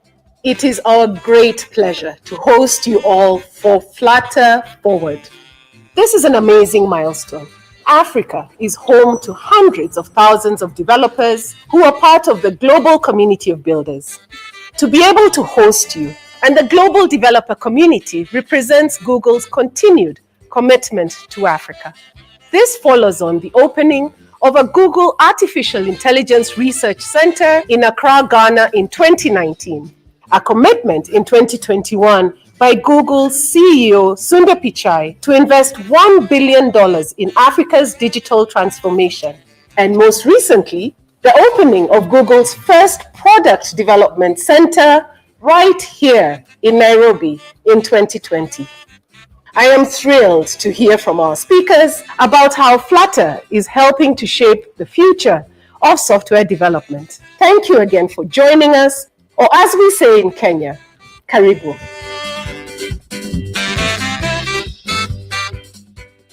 Habari. Welcome to Nairobi, Kenya, home to more than 4 million people. It is a bustling hub of culture and people from many places around the world. We have a rich startup ecosystem here. More than 300 companies here have made it their mission to solve some of the most pressing and challenging needs of this growing economy, leveraging technology. Behind the innovation are more than 60,000 active developers in Kenya, a number which continues to grow year over year. These developers are part of a community of more than 700,000 developers across Africa and 26 million across the world. We've seen an acceleration of demand for developers in Kenya and across Africa over the last few years. This demand is fueled by the growth of the local startup ecosystem, increased internet usage by small businesses, and the global demand for remote tech talent. At Google, we strive to support developers across the world to build solutions that meet the needs of customers around the world. We provide this support through community initiatives like Google Developer Groups and our investments to build and evolve developer platforms and tools such as Flutter into the future. We can't wait to share what we're working on. So let's get started and flutter forward.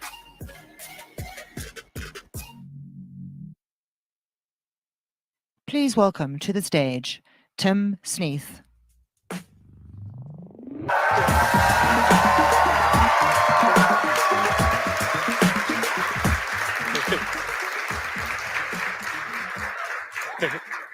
Thank you so much. Welcome, Karibu, to Flutter Forward, streaming live.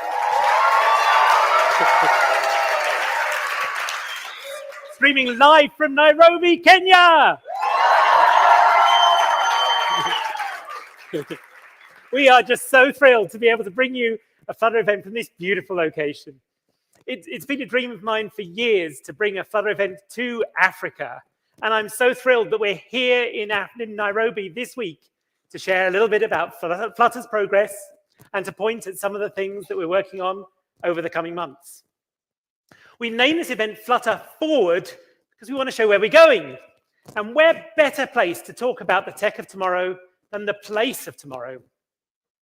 You know, Africa is one of the fastest growing parts of the world for tech entrepreneurs. More than half of Africa's developer population work at startups, and international companies are recruiting African developers at record rates. Products like Flutter are flourishing here too, and Kenya has one of the largest developer populations in sub-Saharan Africa, and there are over 1,000 members in just the Flutter Kenya community.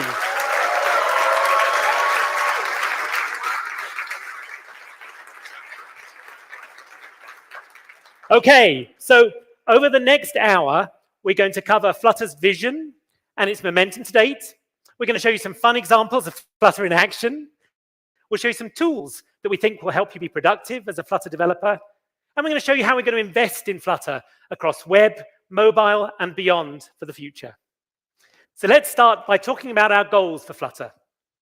For those of you who haven't spent much time with Flutter, we're an open source, portable UI toolkit designed to enable beautiful, fast experiences on any platform. Too often today, designers and developers' creativity is constrained by technology limitations. But with Flutter, we want to unleash you to build, test, and deploy beautiful mobile, web, desktop, and embedded applications from a single code base. So since our first release, we've emphasized a few different key characteristics of Flutter that we think are core needs for any developer. Beautiful, having complete control over every pixel on the screen. Fast, compiling your app to machine code rather than running code through an interpreted environment. Productive, with technologies like stateful hot reload that let you see your changes as you're working. Portable, running the same on every one of the 6 platforms so you can develop with flexibility. And of course, open. Flutter's free, it's open source. You don't have to pay for the tools. You don't have to guess what the code is doing. You can simply go and look at it. So, just over 4 years ago at Flutter Live, we introduced our vision to bring Flutter beyond mobile to desktop, web, and embedded.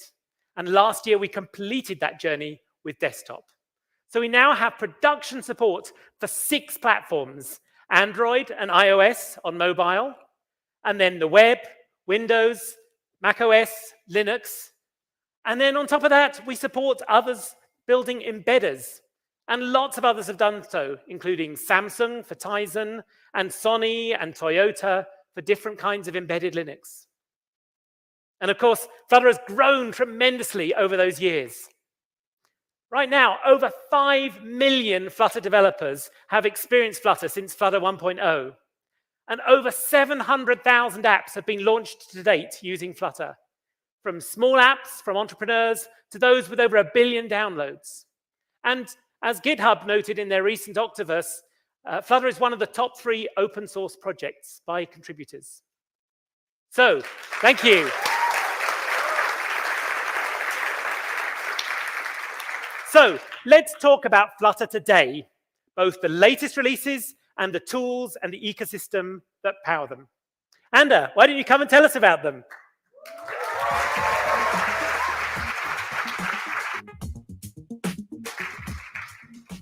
Thank you, Tim.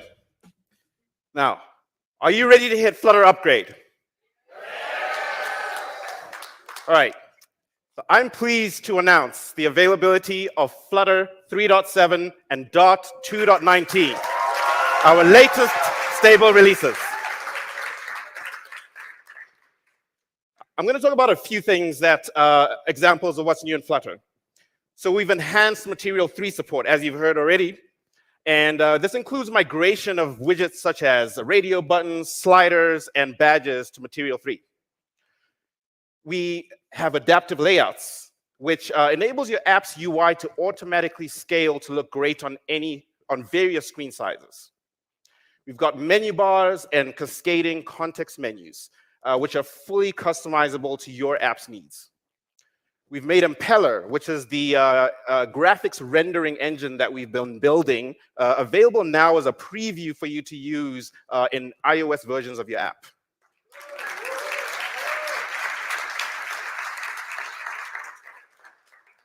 And to help you with the iOS app release process, the tool now validates some of the settings that you need to be configured before you actually submit to the App Store.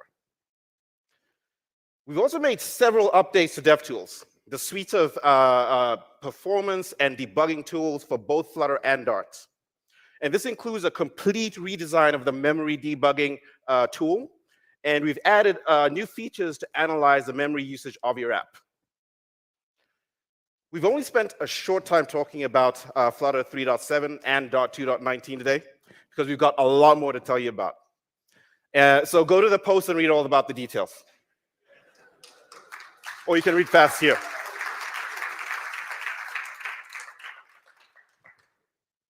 So Flutter is not the only tool that Google makes or provides for you to build apps with. Firebase is, has more than 60% of Flutter developers using it today. And Firebase provides a suite of services such as hosting, analytics, crash reporting, authentication, and a lot more.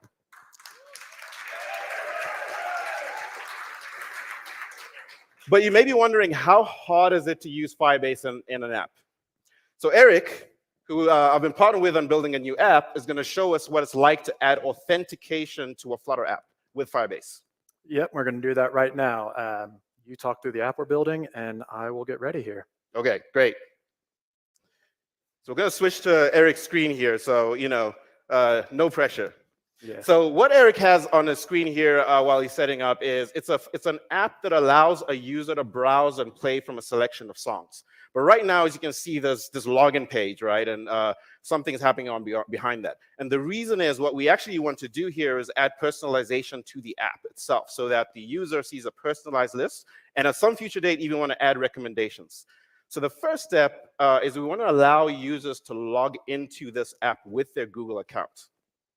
So Eric is going to, he'd just have to do things like create an API endpoints on our server to validate the credentials, create a token from that, call the API from the Flutter app, create the sign-in UI, and we haven't even gotten to the OAuth flow setup.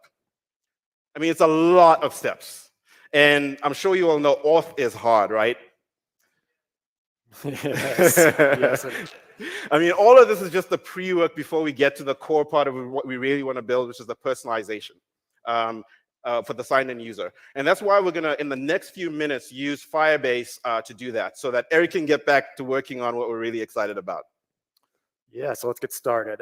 So Firebase has an official SDK for every product for Flutter. And you can see here that I've already added the ones that we need to the project. And we've also already gone to firebase.google.com, created a project. So all that's left is to configure it, and then we can start writing code. So the first step is to just run flutterfire configure. Make sure I spelled that right. Okay. And this will first ask us what project we want to use. We only have one, so it's an easy choice. And this is going to be a mobile app, so we'll just choose Android and iOS. And we are now registered with Firebase. And it's going to generate all the code we need so that whether we're running on iOS or Android, we know how to talk to Firebase, and that is all the configuration required. So what's next? All right, so let's start writing the actual code. So in the main.dot file, which Eric is going to right now, we're going to import the Firebase SDK and the config files that we just generated. And then we initialize Firebase. And this code reads the configuration for whichever platform the app is running on, which in our case would either be iOS or Android. Yeah, so I've added that code. As you can see, it's just a couple lines, and we will now hot restart so that Flutter knows that we've loaded a Firebase app, and we'll hot restart once again for good luck. And we're now ready to start implementing the auth itself. Good call. So the app itself is already ready to handle the two states we're interested in here, which is either the user is logged in or they're logged out. And the UI we have pages to show for each of those states. Yes, so in order to know what state we're in, we're going to get the information from Firebase. And we're going to use this built-in stream here provided by Firebase that tells us when someone signs in or signs out. So that's all we need that's the only business logic we really need. So what's next? Okay, so now we need to do the actual sign-in UI and add a button. And for this, let's just use the built-in sign-in screen widget from Firebase. All right, so I've added that here. You can see it's just one widget, it's a little bit of configuration, and I already hot reloaded. And you can see this nice UI is down here, provided for free from Firebase, so already made my life easier. What's next? All right, so we've enabled the user to sign in with their Google account specifically here, but we could add other providers such as Apple for iOS devices, social sign-in, or plain old email and password with just a few more lines of code, correct? Correct. But let's go ahead with the Google account login for now. Yeah, so we're going to sign in, and it might not look like much because we've used this app before, or Dash has, I reckon, because that's Dash's account. But we will prove to you that it did, in fact, sign in just a second. All right, so we're almost done here. We have a signed-in user, and we could modify, what we want to do is modify the home screen for a personalized playlist. But for this demo today, we're going to start by the first step of personalizing the welcome message at the top there, that good morning message. Let's do that, Eric. Yeah, so as you can see, I've added this line right here to get the current user. That'll be the user that's just logged in. And that is, once again, all of the business logic it takes. So now we'll update the good morning message to say good morning to the current user. Remove this because it's no longer a constant value. And finally, we will add the user avatar. This is a widget provided by Firebase that should display the profile picture of the currently logged in user. So we'll now see if this works. And look at that. There's Dash. It says the name. And now I never have to write auth again, which makes me very happy because Firebase does it for me. Perfect. We're done here? All right. Yeah, we're done here. Thank you, Eric. So using Firebase here, as you can see, saved us a ton of time on the authorization part of it. And now we can go and work on the real stuff we're excited about, which is personalizing this app for our users. So developers approach building apps in different ways. Some prefer starting with the code, and some prefer a more visual approach. So I want to welcome Alex and Abel to the stage, who are the founders of Flutterflow, to tell me about a tool for building visually.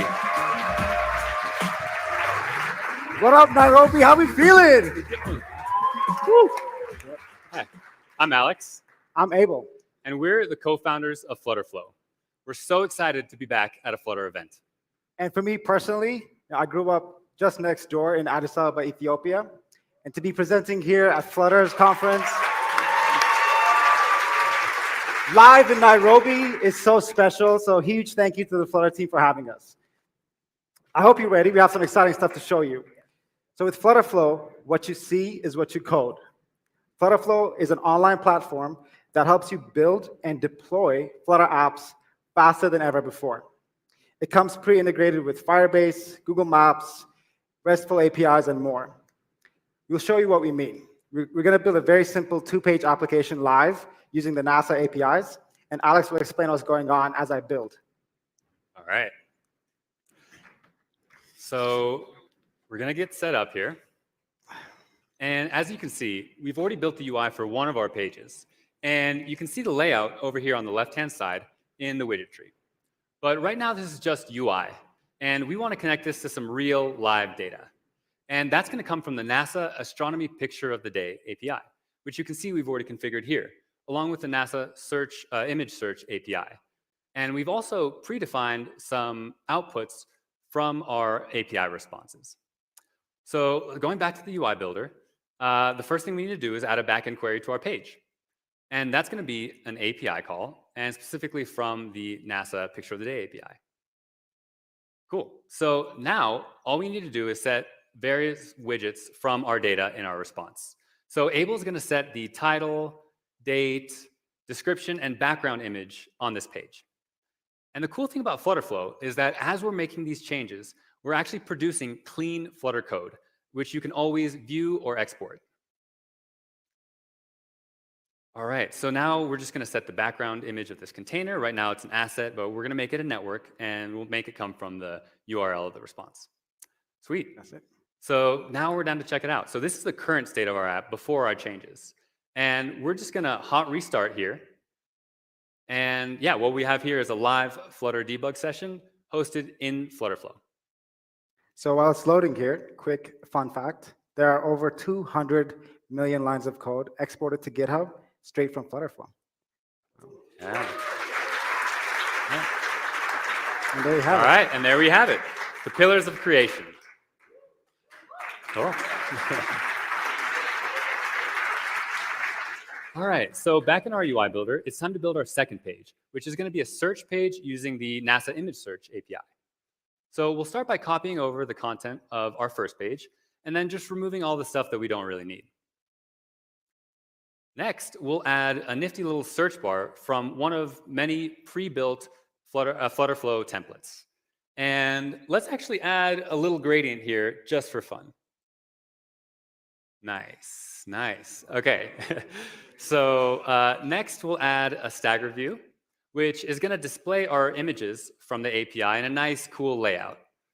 And then from there, we'll add an image, which will serve as our template image for our images.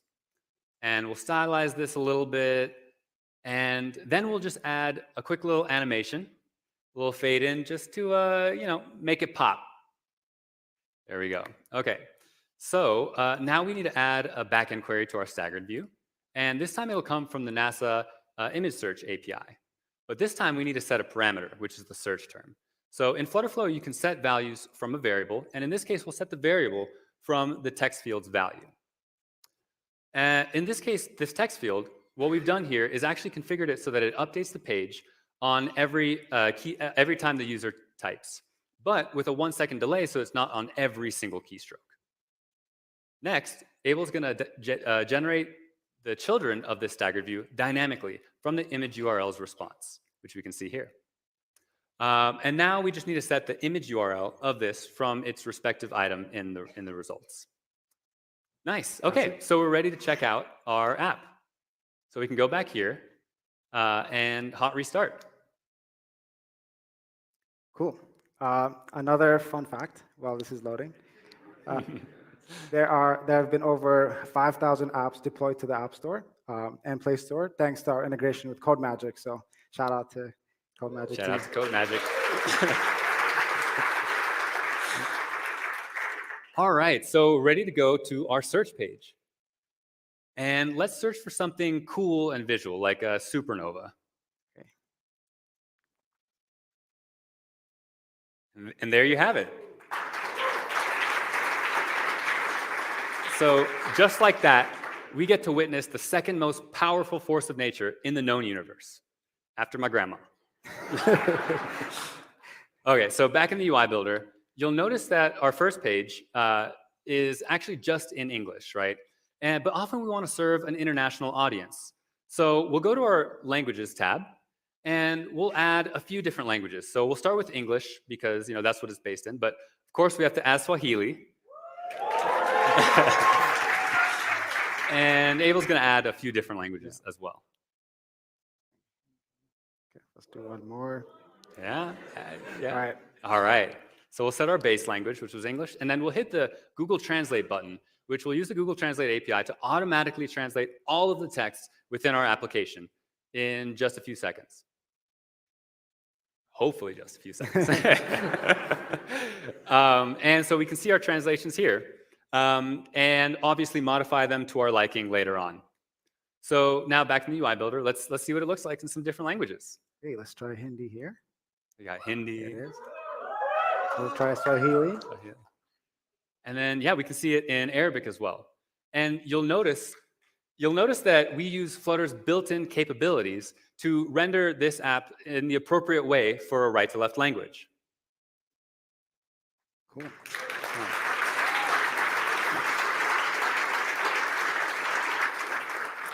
Now, at this point, if we wanted to, it's very easy to go here in Flutterflow and just go to mobile deployment and just ship it to the App Store or Play Store.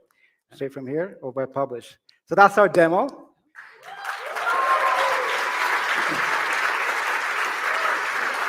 Thank you. Hope you enjoyed it. So everything you saw here today was built completely with Flutter. It's widgets all the way down. That made it super easy for us to launch the desktop app that you saw here, even though we started with online only at first. We want to also mention before we leave, in case you didn't know, all of our premium features in Flutterflow are free for students and educators. Yes. All you need is your email address from your educational institution, and you're good to go. Go to flutterflow.io. Thank you so much. Thank you. Yeah.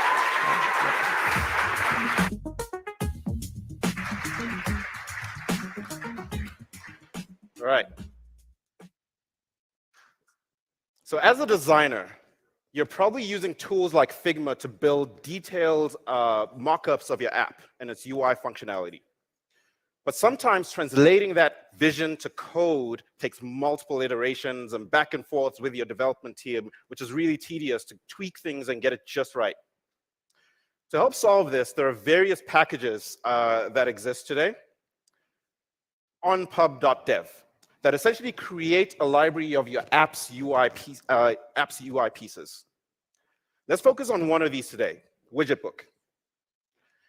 So let's open up Widgetbook, and we'll take a look in this clip here.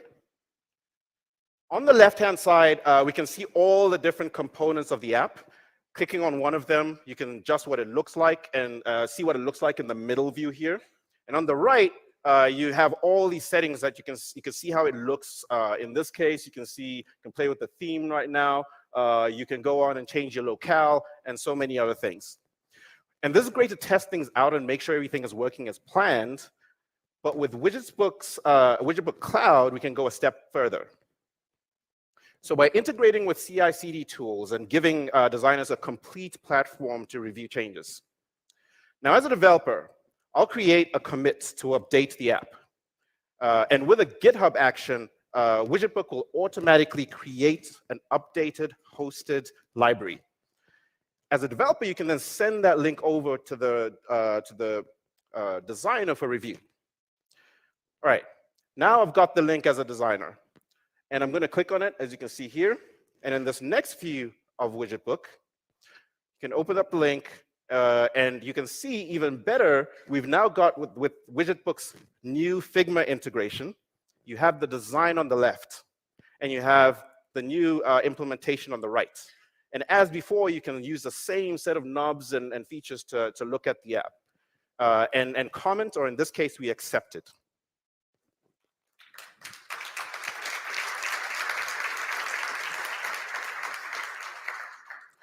So that's Widgetbook.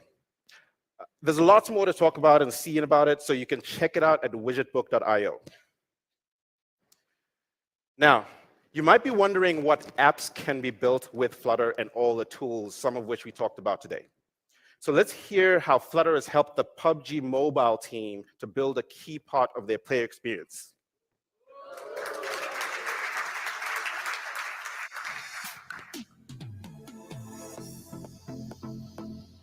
PUBG Mobile 目前全球有10亿玩家，日活跃5000万，由光子工作室及 Craft 党联合研发。在 PUBG Mobile 中，玩家们被空投到一个荒岛上，孤身奋战或与队友合作，努力与对手周旋，幸存到最后，赢得胜利。在游戏最初的策划阶段，我们就计划为玩家打造游戏中的社区体验。我们注意到玩家希望有更多的机会在游戏中分享自己的游戏体验。特别是高人气和达人玩家们，希望能有更多的机会与更多的粉丝建立联系，让自己的精彩内容得到更广泛的传播。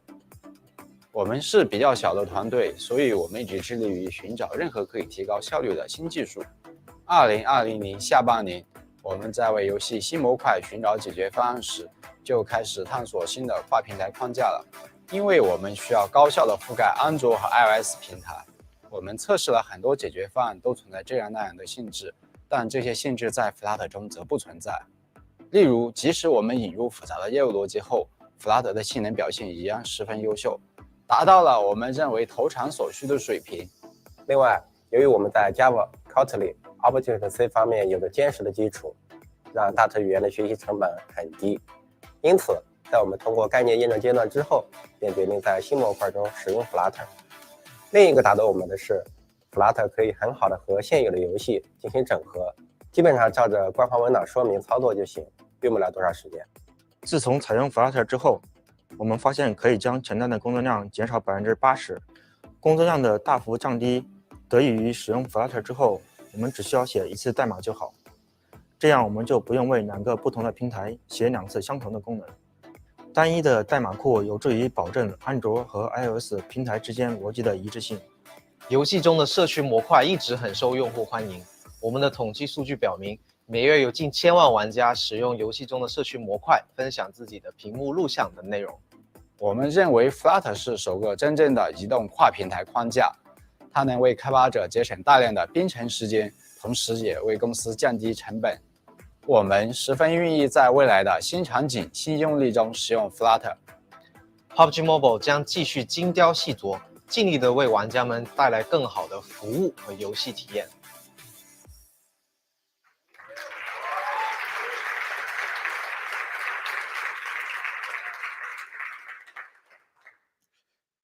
At Google, we're using Flutter too. Thousands of engineers at Google use Dart and Flutter to build apps that work across mobile, web, and desktop. Collectively, hundreds of millions of people around the world use these apps. One of these apps is Google Classroom, which is used by students across the world.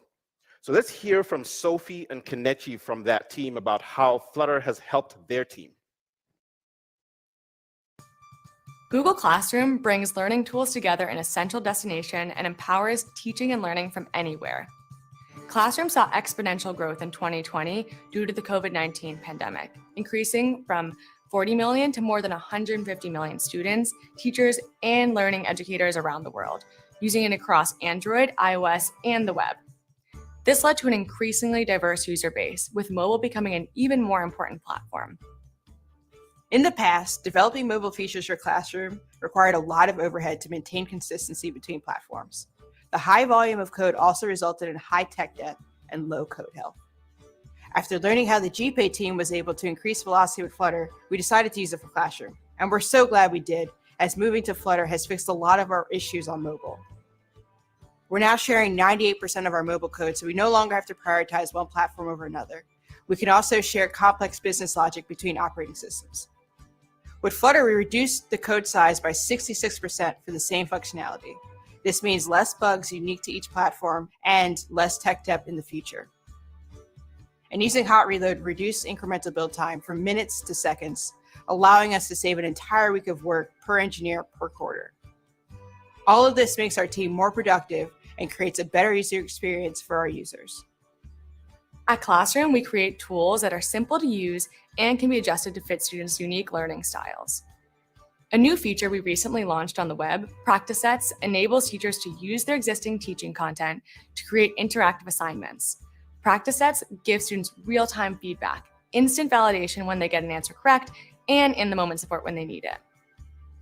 Additionally, students can handwrite or draw using digital ink as they work through practice set problems.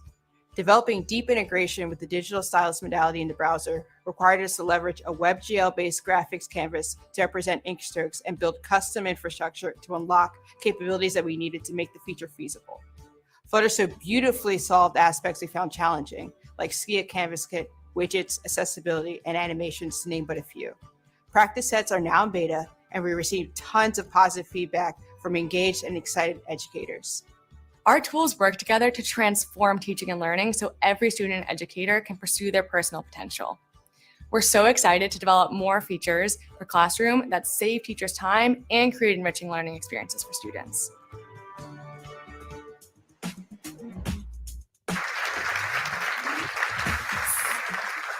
So cool. I'm really excited about that. Okay, so let's talk about the forward part. What's coming next? With this event, we want to give you some sneak previews of a lot of different features that aren't yet stable quality, but represent work in progress. Because we don't want just you to buy into Flutter for what we have today, but also based on where we're going. So over the next 30 minutes, we're going to show you a number of different demos of things that we're working on for Flutter and Dart. And they fall into 4 main categories: breakthrough graphics performance, delivering seamless integration with the underlying platform, whether it's web, mobile, or desktop, bringing support early to new and emerging architectures, and continuing our focus on developer productivity. So we're going to start with the language that powers Flutter, which is, of course, Dart. So I'd like to invite Michael to tell you what we're working on there. Knock it out.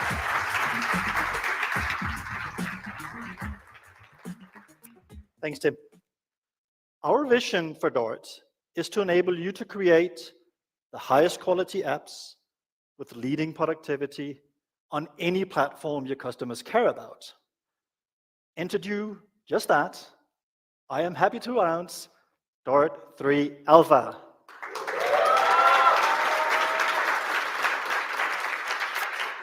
This is the first release, the first preview of our next major release, and I have 3 things I would like to show you today. We have new language features. We have the completion of our multi-year journey towards sound null safety. Oh, and we've expanded on our already comprehensive platform support. Would you like to hear all the details? Yes. All right.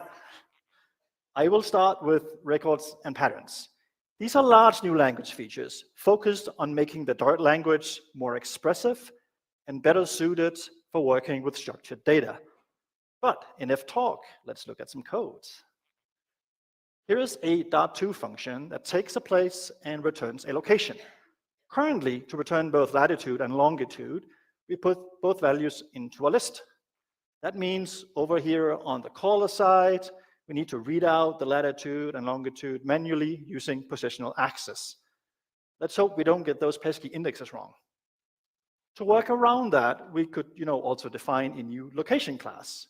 This makes it a lot easier to get latitude and longitude out in a type-safe way.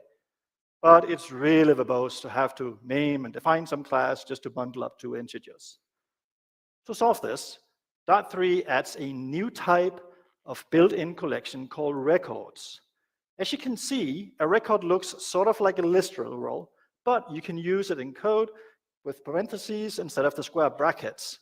And notice, here we're using it to return a pair of 2 integers, giving you multiple return types, which I know many of you have asked for a really long time.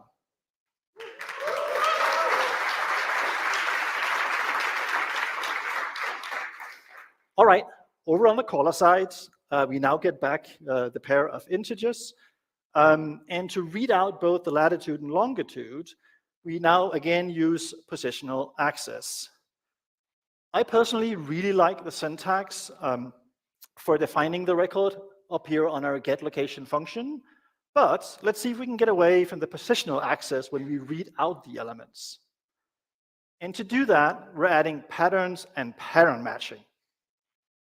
This can be used to destructure existing structural data back into the individual elements. As you can see, the highlighted codes is matching against the pair coming back from getLocation, and very easily we can read out latitude and longitude and then just go ahead and use them.